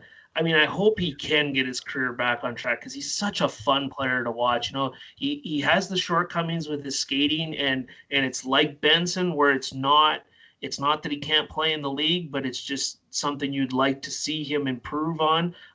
His vision is awesome. You go back and look at his games at Michigan and some of the highlights from those games. Man, this kid could dish the puck, and he's willing to go to all the dirty areas on the ice, despite being that great playmaker. And it's just coming into the season before we were unaware that he was going to have the type of season that he had, but he was such an exciting prospect, and yeah, just a shame. But like you say, it hopefully first and foremost he can get healthy and then go from there, right? Definitely. So we'll move on to your number 11 prospect. And this guy might not qualify as a prospect for some, as he does for me, but he did get quite a few games in. I want to say 8 games. I don't have it in front of me, Eric, but I want to say it was 8 games that he played He with the did. big this year. Yeah. Yeah, he had no points, but he played in 8 games for the Oilers. Oh, bust then. No points in 8 games. I'm writing them off. It's Decent in the AHL, decent numbers. So for a defenseman, so we'll give him that. surprisingly too, right? And it's William Lagesson that we're talking about. 25 games played in the A this year, 3 goals, 7 assists, 10 points. It's always kind of in his time in the A, he's put up better numbers than even I thought he would. I've been pretty high on Lagesson. The first time I really saw him play was the 2015 World Juniors, and he really caught my eye. I want to say he was on the top pair regime, the Stu McGregor years in 91st overall in 2014. That 2014 draft, I kind of look back bitter at it, at how the Oilers drafted, and even that McTavish traded away as many picks as he did. Having said that, you end up with Leon Draisaitl and Yeah, you end up with a decent prospect in August, and it actually turned out to be pretty good, I was despite the just gonna fact say that. that You know, none of the other guys. I guess Tyler Vessel was kind of on the radar a bit, but yeah. Kevin Bouchard, I don't think is coming out of the woodwork anytime soon. No, but you know when you get a NHL MVP caliber player, and I do believe Draisaitl is going to win the Hart Trophy this year. And Over then Nichushkin, really. over in the yeah. Well, what who are those guys raising wild or whatever they're Evolving Wild, yeah, evolving? yeah. I don't want to give them too much credit on this No. podcast, but anyway, yeah, it's kind of interesting that. But anyway, uh, good pickup for Colorado, I guess. Anyway, so Draisaitl, you know, to get a guy like that, I believe that was McTavish's best move on the job. Yes. And when you add a guy like Legason, he is that number 7, number 8 guy. I don't think he's ever going to be a lock to be in the Oilers' top 6, but a Right. guy who could fill in as an injury replacement. And like we talked about with Berglund, maybe he can come in as a guy who can replace him for that. Because I I think there is a chance Legason might not clear waivers next year. And Yeah. kind of my hope was that he might be a guy that we would lose to Seattle in the expansion draft, as opposed to a guy like Caleb Jones, who I'm worried about losing. So yeah, it's tough to say what his future holds, but I'd like to think that if Legason sticks around, he would be a decent depth option for the team. Yeah, absolutely. That's where I kind of see him as that perfect number 7 guy, who can fill in, like you say, at any given time. And if you've got real good depth on your team defensively, as the Oilers are now assembling, he's that guy. If he's up higher, if he's your number 5, then your D might not be in the best of shape. And I mean, we'll see. You don't want to cap any of these guys with how they might progress. I always go back to Mark Giordano was pretty well into his career when he went to the KHL and came back over, and somehow, some way, the Flames ended up with a number 1 defenseman and a Norris Trophy winner on their hands, as sons of bitches. But yeah, no, Lagesson, like I mean, everybody knows. I don't really need to go into detail on his Yeah. game. Everybody kind of knows he's physical, and he's kind of willing to throw himself in front of any shot. Solid in his own zone. Moves the puck relatively well for a stay-at-home guy. The skating's not the best, and I mean that's kind of the big knock on him, or the big question mark with him, right? Is the skating, and specifically for me, the edge work. Is that ever going to come? It's not something that comes very easily. So that's where we kind of, are looking at him, I think, as his number 7, but we'll see, right?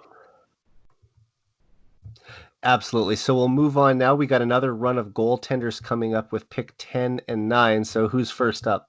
And that's no coincidence, because I have trouble separating the goaltenders from each other at times. But at number 10, it's Olivier Rodrigue, and 6'1", 159 pounds. Played for Moncton this year out of the Q. 39 games played, 2.32 goals against, and a 918 save percentage. He was their second round pick, 62nd overall in 2018. They traded up to get him. He was a kid who I was not gonna lie, I was pissed when they made the pick, because I was worried that his dad Sylvain works in the organization. Yeah, there was the nepotism thing that people Yes, thought, right? But yes. I'll not to cut you off. Go ahead. But No, that's fair. that's what I thought people were immediately going to say when they made that pick. Yeah, it did bother me, and at the time too, I was still pretty high on Wells at the time, and Skinner was coming off that amazing run in Swift Current. So I was kind of ticked that they would take a goaltender that high, and until after the World Juniors, ironically. It wasn't really with the World Juniors. He made the World Junior team, and if you recall, he didn't even get a chance after Nico Dawes faltered so poorly for Team Canada. I thought he might get a shot after that, but they didn't even want to give him a look. And at that point, I'm kind of going, man, this kid is just like, when is he ever going to progress? Because his numbers really hadn't improved from that Hmm. point. And then the second half, he just took off. And I don't have the ability to calculate what exactly his second half numbers were, but his save percentage was around 905 when he got back from the World Juniors, and it ends up at 918, second in the queue. You mentioned it earlier. He's going pro this season. Really exciting goaltender and athletic, speedy. It'll just be a question of has he got enough size? Right. Well, I mean, looking at his height and weight, we have a very similar frame, or at least we did all through my playing career. So I think his 6'1", 159-pound frame lends itself a little more to playing goal when you have that much pads on than it does to playing wing like I did. But it would have been nice to have an extra 10, 20 pounds when I was playing bantam and midget hockey. But I'll digress.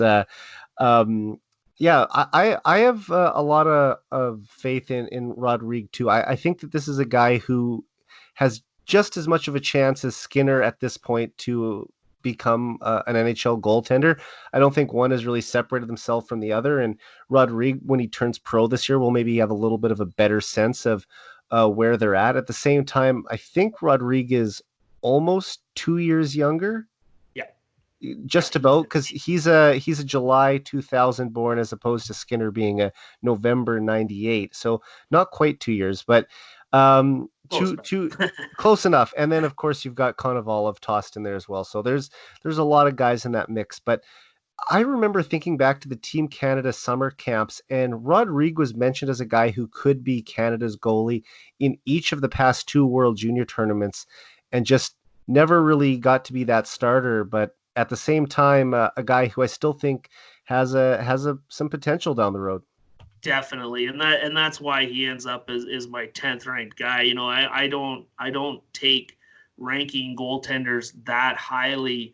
Like it's tough for me to do because, as I said, like there's such voodoo. How can you not think right now of a guy like Jordan Binnington, who he was Team Canada's backup goaltender in 2013, but he kind of been floundering in the AHL and was behind a guy named Ville Husso to start last season. He ends up being the starting goaltender for the Stanley Cup champs. I mean, they can be so tough to grade, and it's such a mental position that it's just that's why you That see so much flux with goaltenders from year to year, right? that I mean, it's true, and that's the thing. I mean, all 31 teams could have had Binnington in. If we go back to September 2018, so you just never know. But your number 9 prospect. Number 9 is the aforementioned Stuart Skinner, and 6'3", 203 pounds. So he's got the right size for today's goaltender. I'm not as much of a sizist, but as we know, GMs, when it comes to their goaltenders these days, they definitely are. 41 games played. The numbers aren't flattering in the AHL this season. 331 goals against, 892 save percentage, third round pick, 78th overall in 2017. Again, they traded up to get Stuart Skinner in that 2017 draft. He went on a stretch this season. And again, I don't have the exact numbers, but it was about a 10 to 15 game stretch where his save percentage around 915. He had a couple shutouts in there. He was really playing well. And as anyone who follows the Oilers organization closely knows, Bakersfield was kind of a mess this season. They just kind of, I don't know, I almost want to say it was too much depth, and Jay Woodcroft just had trouble juggling it all, and it just kind of never seemed to get on track. I mean, that was a team at the start of the year. People were looking at it saying that team can win the league and win the Calder Well, Cup, and it just never materialized, did it? the standards were set so high by the previous year with the 17 game winning streak and first in the Western, or I think they were second in the Western Conference, weren't they? Yes, I think that's what Yeah. they ended up. Yeah. So, I mean, the expectations were through the roof. And then, I mean, think about how many players they graduated to the NHL. So you're losing Yamamoto off the roster. You're losing Bear and Jones, and even I'm losing my train of thought here. Legason came up for a bit. Yep. There are guys who, those are major pieces that they're losing from their roster. So, and of course Marody missing a bunch of times. So to me, it's no surprise that they weren't as successful this year, and maybe they'll be able to get back to that next year. I know that they're going to have to try and bring in some new guys, and I'm guessing a lot of college guys on AHL only deals because they're so close to the 50-man limit for their contract list. So yeah, it's tough to say, but I'm hoping Skinner can really take a big step forward and prove himself as a starting goalie at the AHL level. And he had some good performances in the 2019 Calder Cup playoffs, if I remember. And Yeah. I think that'll be sort of a launching pad for him to hopefully take that next step and become the goalie that we all hope he did. And I'm looking at your previous rank here for him. You had him at 18, and he jumps to 9. So I would say that's probably one of the bigger jumps I've seen so far on your list, and I'm hopeful he can make that can another jump. And I'm seeing you have him as an early 2021 22 arrival. So that sounds like one more year in the AHL, and then he might be pushing for backup status as early as the following season. Yeah, and I think that's kind of what they're set up to do right now. You know, Mike Smith is going to be year to year. Whether they bring him back for the following season, that remains to be seen. I think he did enough to warrant another deal, but you know, Mike Smith's getting up there, and so they'll need a guy eventually to come out of the system and push for time. And you know, it's very clear that they're very much so Stuart Skinner fans, and it's not to simply just, you know, look at his stature and say that he reminds me of this guy, but his game really does remind me a lot of Cam Talbot, just with his demeanor in goal, and never seems to be too high, never seems to be too low, moves extremely well in net, and just very efficient between the pipes, right? Oh, for sure. I think this is a guy who could really add some depth to the organization, and uh, Talbot might not be too far off as terms of a player comparison. Yeah, and So, sorry, I was oh just no, going go to ahead. say there, Eric, just quickly, if I was doing rankings on the most important prospects in the organization, not so much the best, but the most important, I mentioned Askarov there earlier, Askarov, sorry, is that Stuart Skinner right now for me might be right near the top of the list. Like he's a very big wild card. It's not so much that they need him to be a guy who makes the jump, but if he can, oh my God, it is massive for the organization. Definitely. And we'll now move on to your number 8 prospect.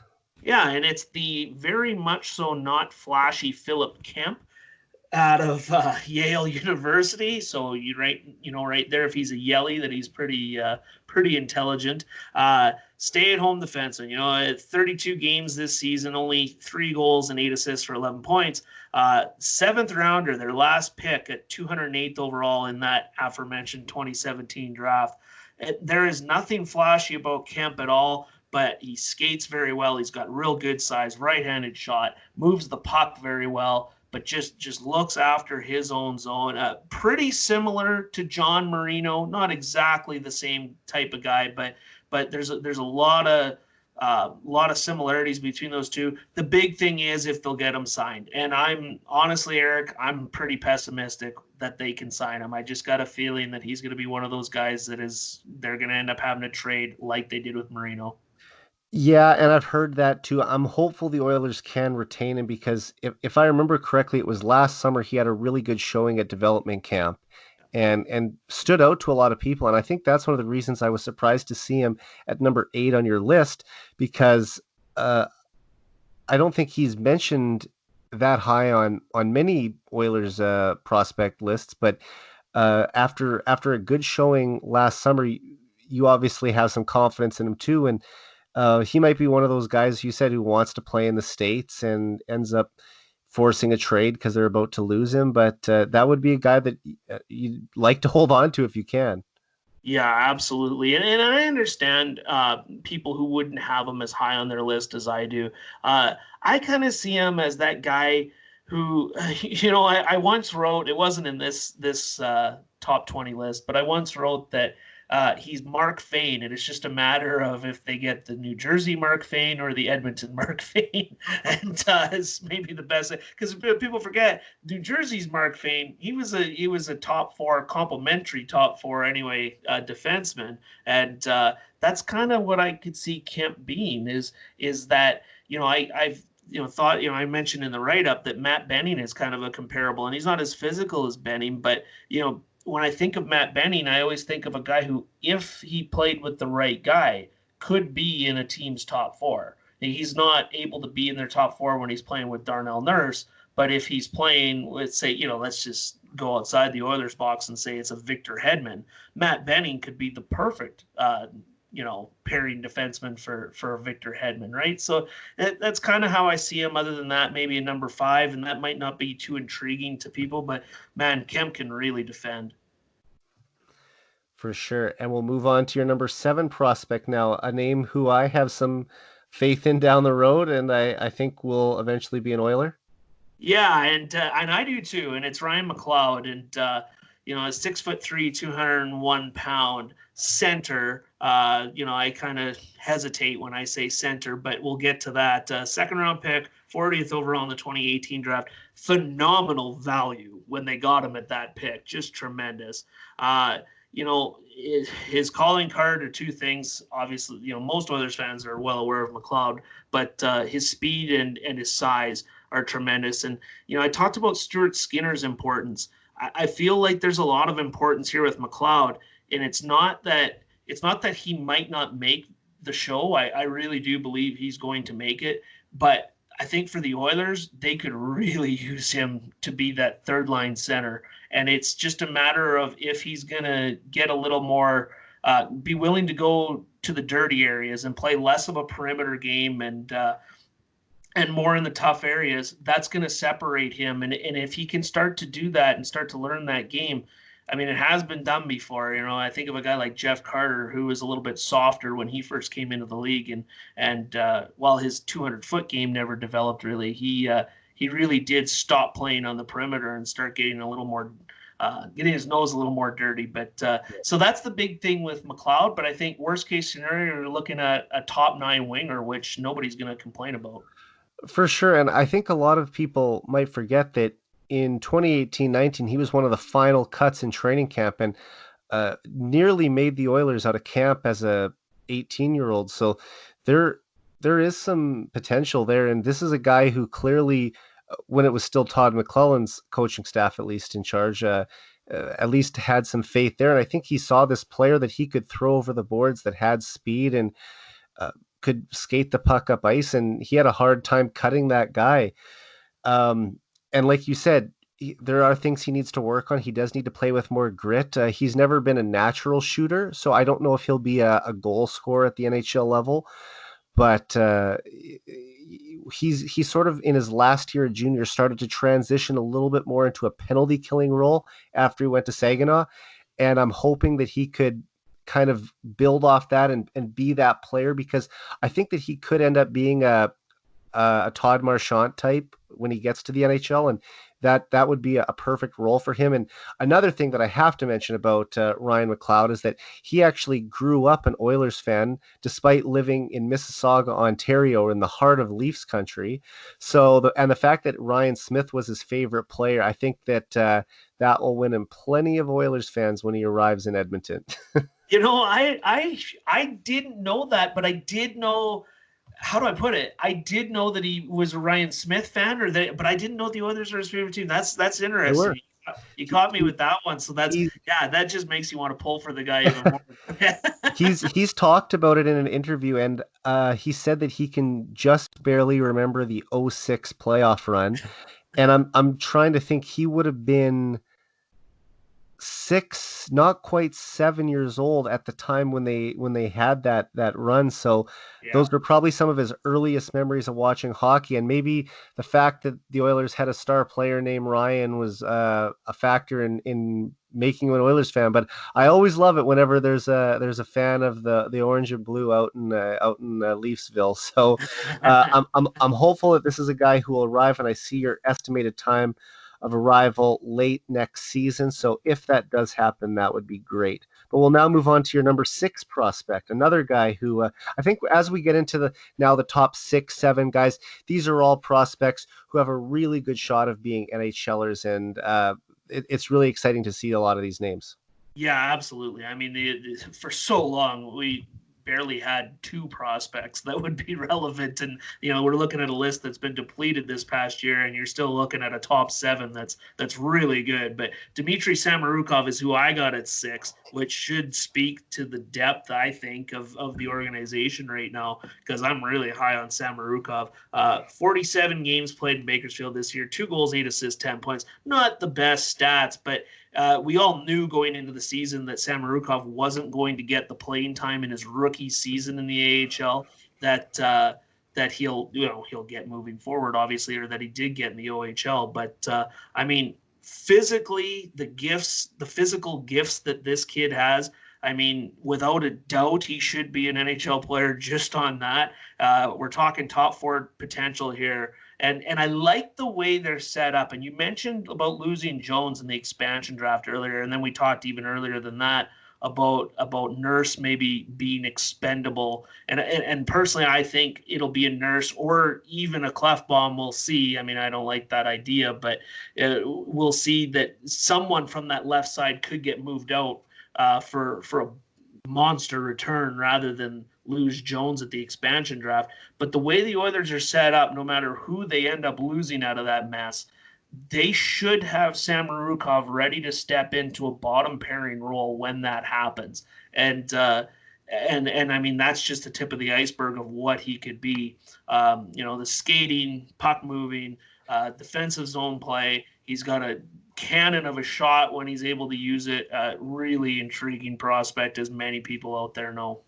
For sure. And I think when I really started to get high on Samorukov was, I think it was about midway through his final junior season, and Yes. that's when Bob McKenzie on his now I believe defunct podcasts, he talked about Samorukov, and I he called remember that. yep, and he called him, in his opinion, the best player in the OHL at the time.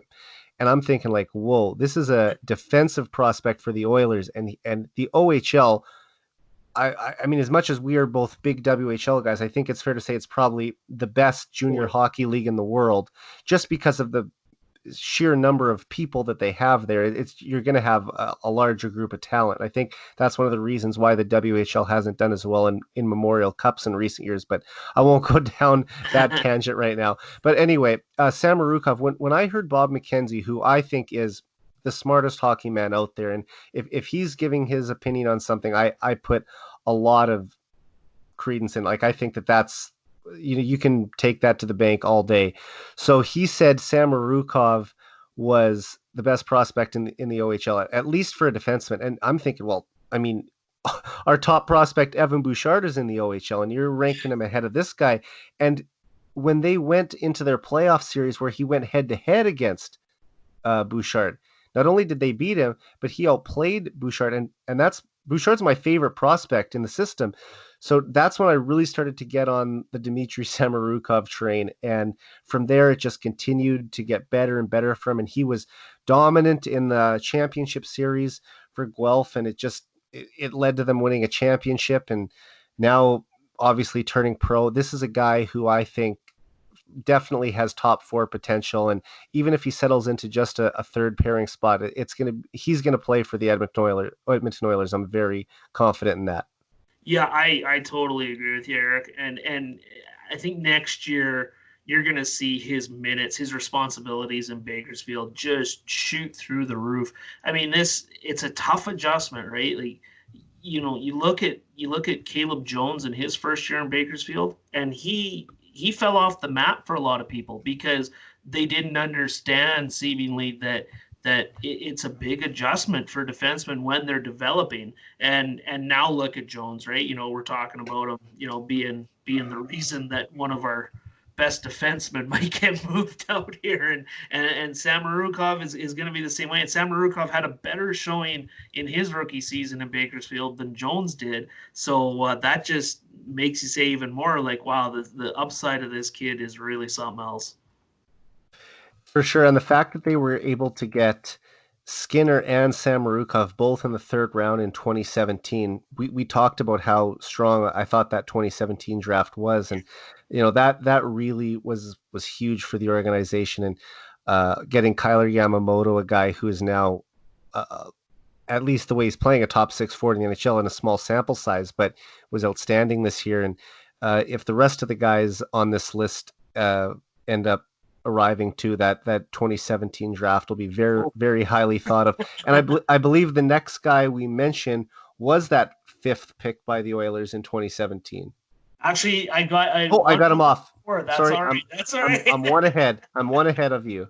Sorry, go ahead. That'll be my most controversial. I'm getting ahead of myself. Sorry, go ahead. That's all right. Well, we got Raphael Lavoie at number 5, and out of Chicoutimi, obviously a lot of people saw him at the World Juniors this year, and 6'4" and 199 pounds, big boy, and tore it up this season with 55 games or in 55 games with 38 goals and 44 assists for 82 points. Again, like I said with McLeod, he was such a steal in terms of value with the 40th pick in 2018. Well, Lavoie was the same way at 38 in last year's draft. Just amazing value. Yeah, the most impressive thing for me with Lavoie at the World Juniors was that he took that fourth line role and thrived. He didn't sulk, and it's easy. I know a lot of us think, well, you should be just happy to be there, but for kids with this much ability, a lot of them, it's not just about being there, and they want to be in the top 9 or the top 6 or on the first line.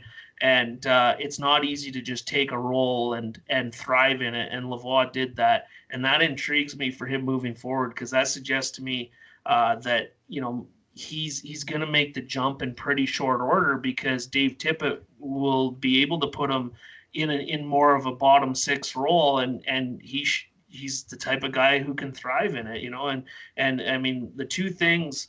Well, I mean the size, obviously, but his shot is, it's got a lot of people excited, doesn't it?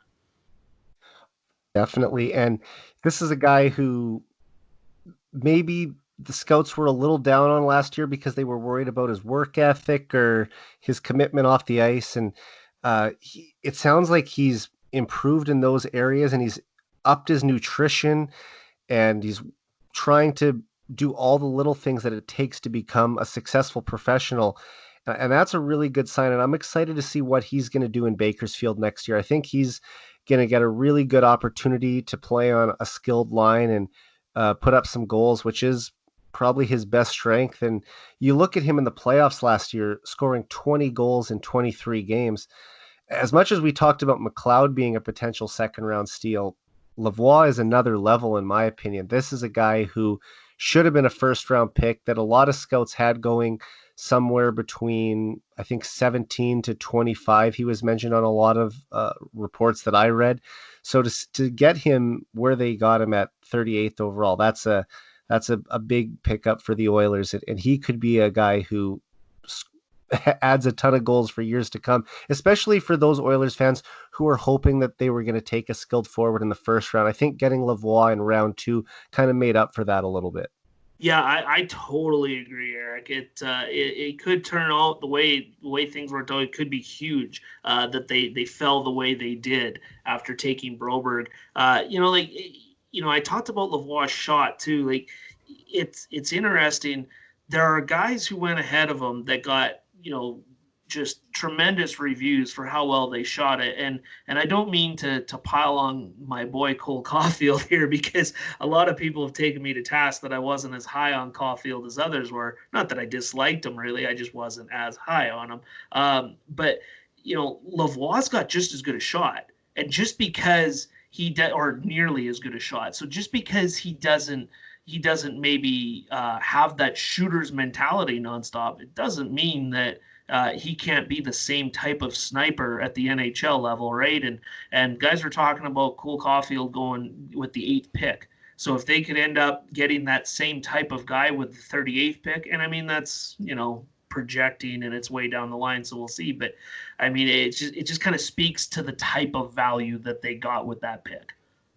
Definitely. And although it's a disappointment, he didn't get a chance to chase down another shot at the Memorial Cup after coming so close, losing in the Quebec championship final last year and then the Memorial Cup final. It would have been great to see him get that shot to this May to try and win one, but unfortunately won't get it. But still, a lot to look at this prospect and be excited about. He finished his Quebec Major Junior League career on a 17 game point streak, and I believe he had 14 goals during that stretch. So, a very exciting prospect for the Edmonton Oilers. So, we'll now Absolutely. move on to your number 4 prospect, who I got a little ahead of myself before, but he was the fifth and final signed prospect from the 2017 draft. Yeah, and this will be the most controversial for everyone, probably outside of me and SPR, who's also extremely high on this kid. But Oh, I, I don't think I've ever met anyone who's higher on him than Sean. He it's, loves this kid. yeah, well, I'm still there with them, even though the numbers weren't there to support it this season. But Krill Maximov is number 4, and I'm so high on this kid. I watched so much of him in the OHL, and not initially just to see do my homework for doing these lists, but I made special efforts to watch this kid because I just thought, wow, like the type of prospect, the way he was progressing was just outstanding. Fifth round pick, 146th overall in that aforementioned 2017 draft. Just amazing value. And man, I have trouble not seeing him be a sniper. I talked about Lavoie's shot. Maximov's is even better in my opinion. His wrist shot, there's absolutely no backswing to it whatsoever, and then he's got a bomb of a one timer to go with it. I'm talking about that no backswing. It's Joe Sakic light. Like, it's not as if he's got no backswing and it's a muffin. It's an absolute bullet. It just doesn't make sense how he's able to shoot the puck the way he is. The one thing I wonder about with Maximov isn't so much if he's got anything else to his game. He's got a very good overall game. It's that I wonder if maybe he focuses too much on his all-around game and doesn't focus enough on just being a sniper. I don't know what your thoughts might be on that, Eric. Yeah, it's I think that was sort of what most people thought that he would develop into as kind of a natural goal scorer, but he does have some bite to his game, right? I mean, he was Yeah. suspended. He was suspended for 4 games in an OHL season for a cross check to the back, I believe, a while ago, and he was on such a tear before that, and I think it might have actually set him back just briefly. But now that he's got to the AHL, he didn't hit it out of the park as much as I thought he was going to this year. I thought that the numbers would be there.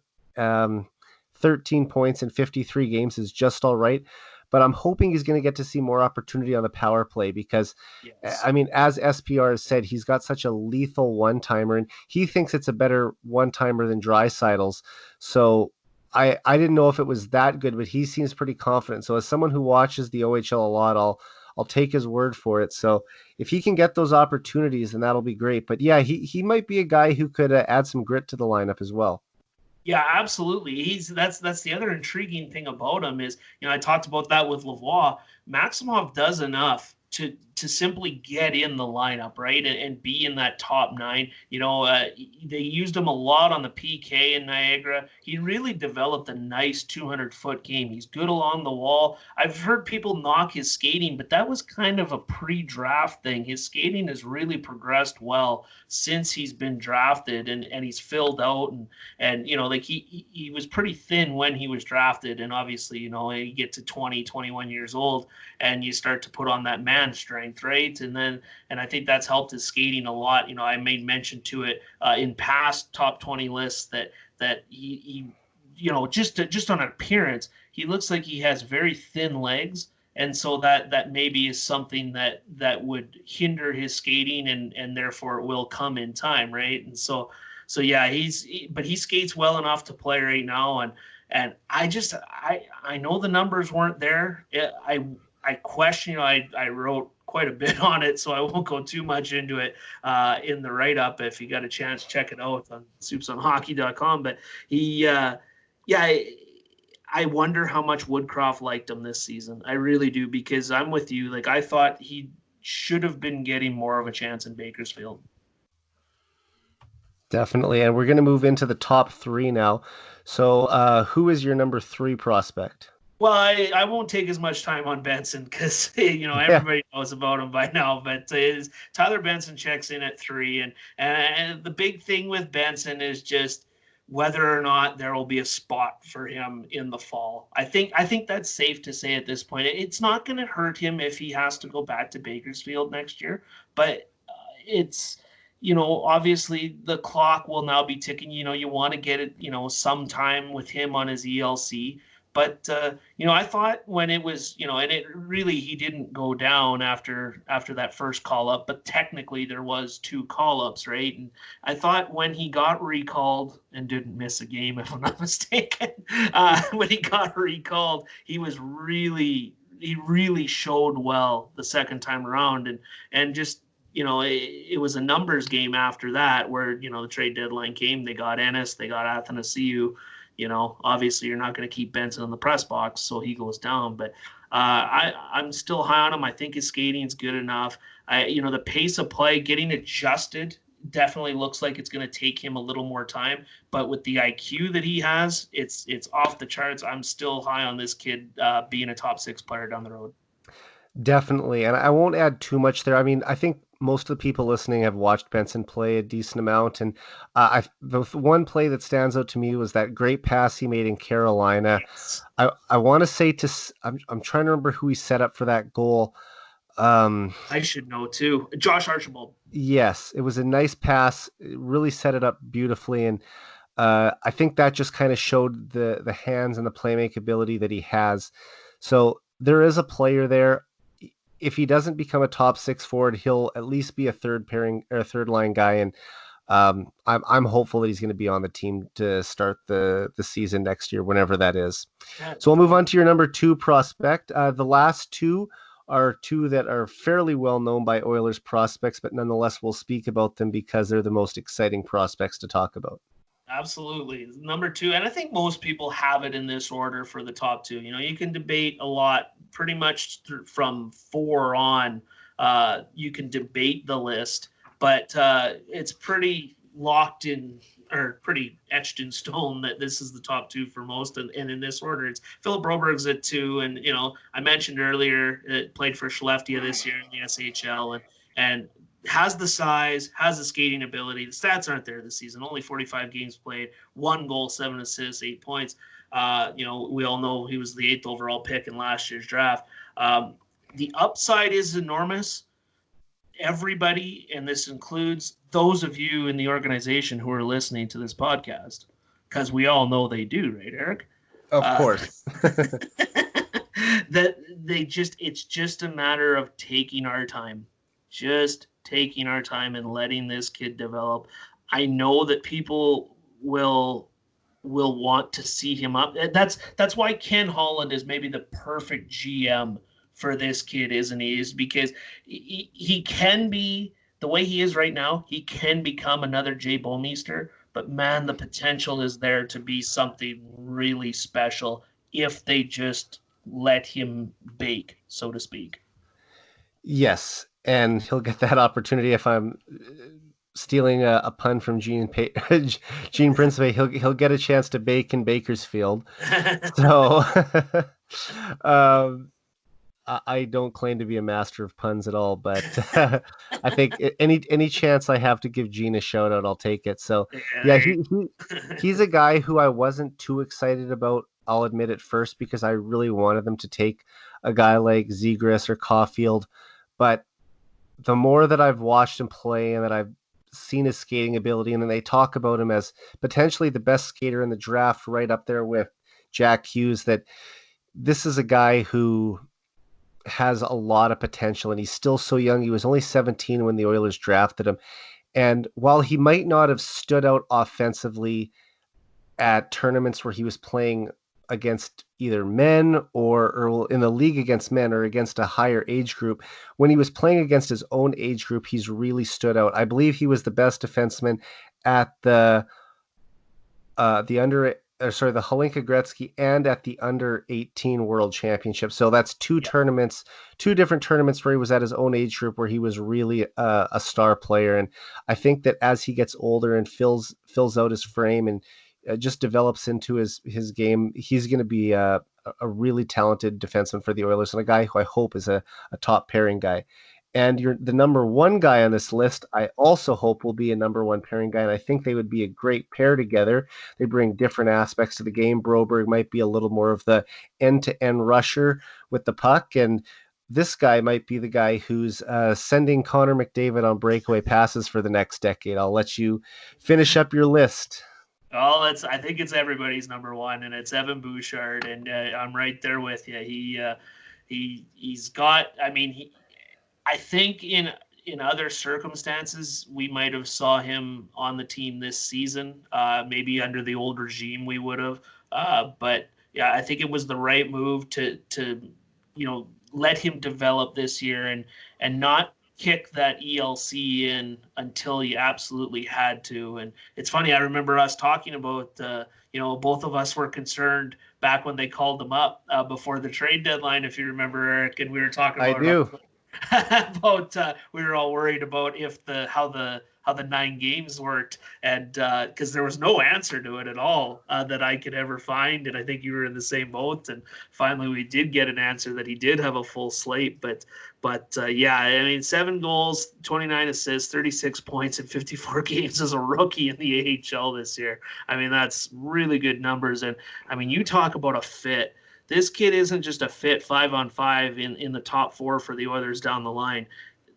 The absolute perfect fit for that top unit power play, which, as we know, was around 30% the entire season. I mean, could it get better with him there next season?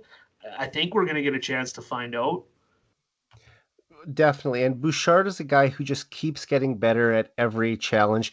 He had over 80 points in his draft year in the OHL. He comes up, spends some time in Edmonton, scores his first NHL goal, goes back down. London starts 9-0 after his return. And unfortunately, they got knocked out in the playoffs when they were playing against Samorukov and had a good lead in the series. I think they were actually leading at 3-0. Yeah, they were But too. just a phenomenal young defenseman. And when you look at how his draft age numbers compare to some of the other defensemen over the past 2 decades, he's right up there near the top. And then he comes to the AHL, and after a bit of an adjustment period, he really starts to put up the points. And I think he was at almost a point per game pace after January, which shouldn't surprise too many people, because one thing I haven't even mentioned is that last year, after he was eliminated from the OHL playoffs, he went down and joined the Condors for the Calder Cup playoffs, and he was barely playing, I think, 10 minutes a night. And he was a point per game player during that playoff run. I think he had 8 points in 8 games. So it's just at every opportunity, this guy has just found a way to rise to the top. And I think he is going to be an outstanding offensive defenseman for the Oilers. And if you look at his NHLE, I think he's projected as a rookie. If he's around for the full 82 games next year, I think his NHL equivalency is 26 points or 26.5 points. So if he's playing third pairing minutes for the Oilers next year, I could see him also slotting in eventually on the top power play unit. That's how confident I am in him. So it might be kind of a unique role there. So we'll really get a chance to see what this guy can do next year in Edmonton. And I think they have a real blue chipper on their hands. Your first sentence in your article on him, they have a stud on their hands, describes it perfectly. Yeah, I'm so excited to see this kid step in. I mean, I wouldn't be surprised if he stepped right into a top four role. I think that highly of him. I'm not saying that that's the right move. You always want to ease a guy in, but I think that highly of him, and I'm with you. I think at the absolute latest, he is quarterbacking this power play by December 1st. Assuming that the season gets started on time, that probably won't happen. But 2 months into the season is the max that I could see it being before Tippett just goes, we have to put this kid on the top unit. He's Yeah. just too perfect. And that's if Tippett doesn't do that in camp, right? Yeah, he's got so much. And the IQ, you've talked about his progression. He just keeps getting better and better.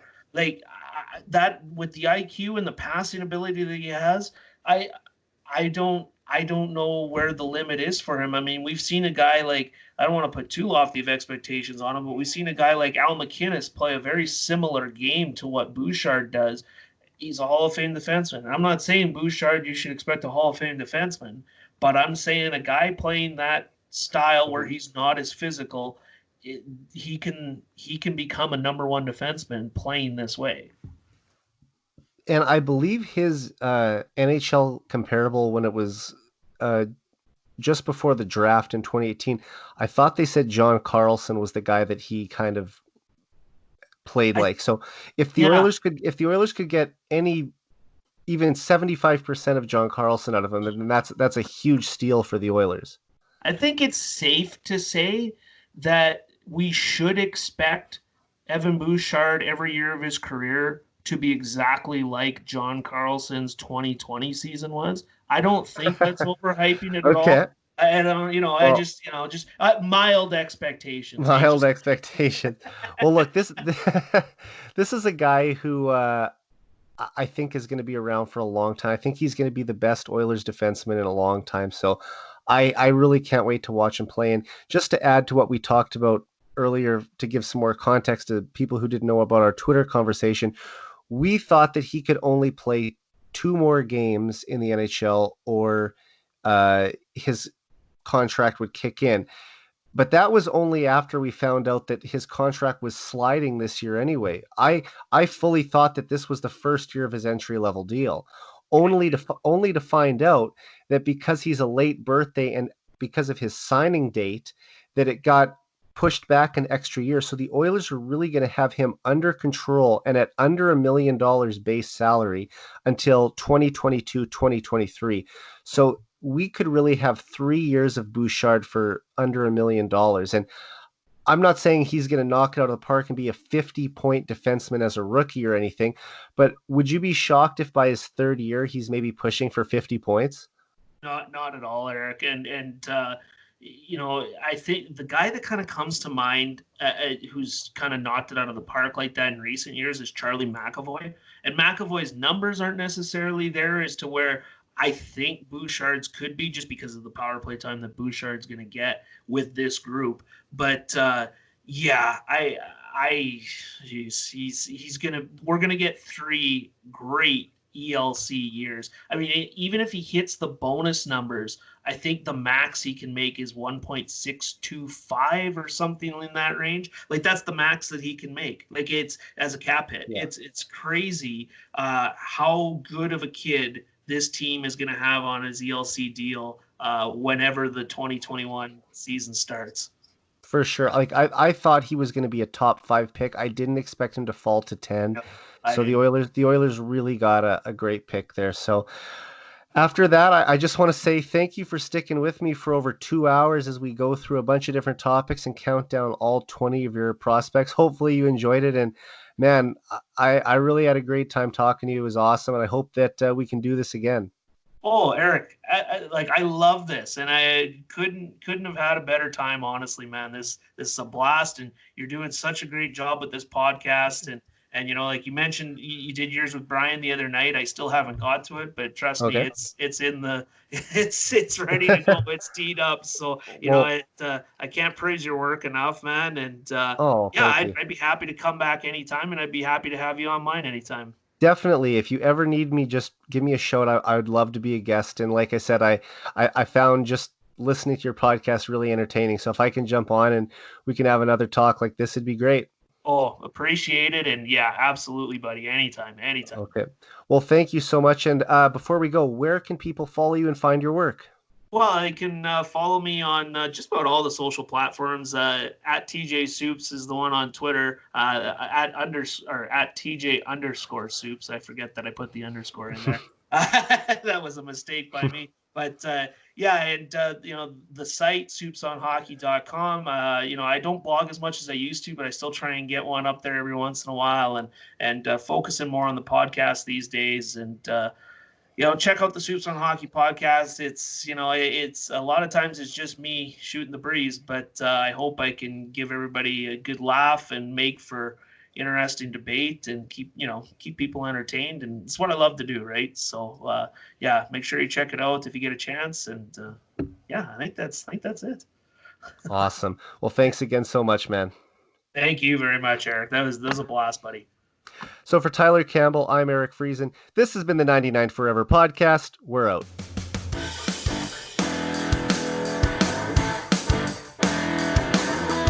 Oilers live.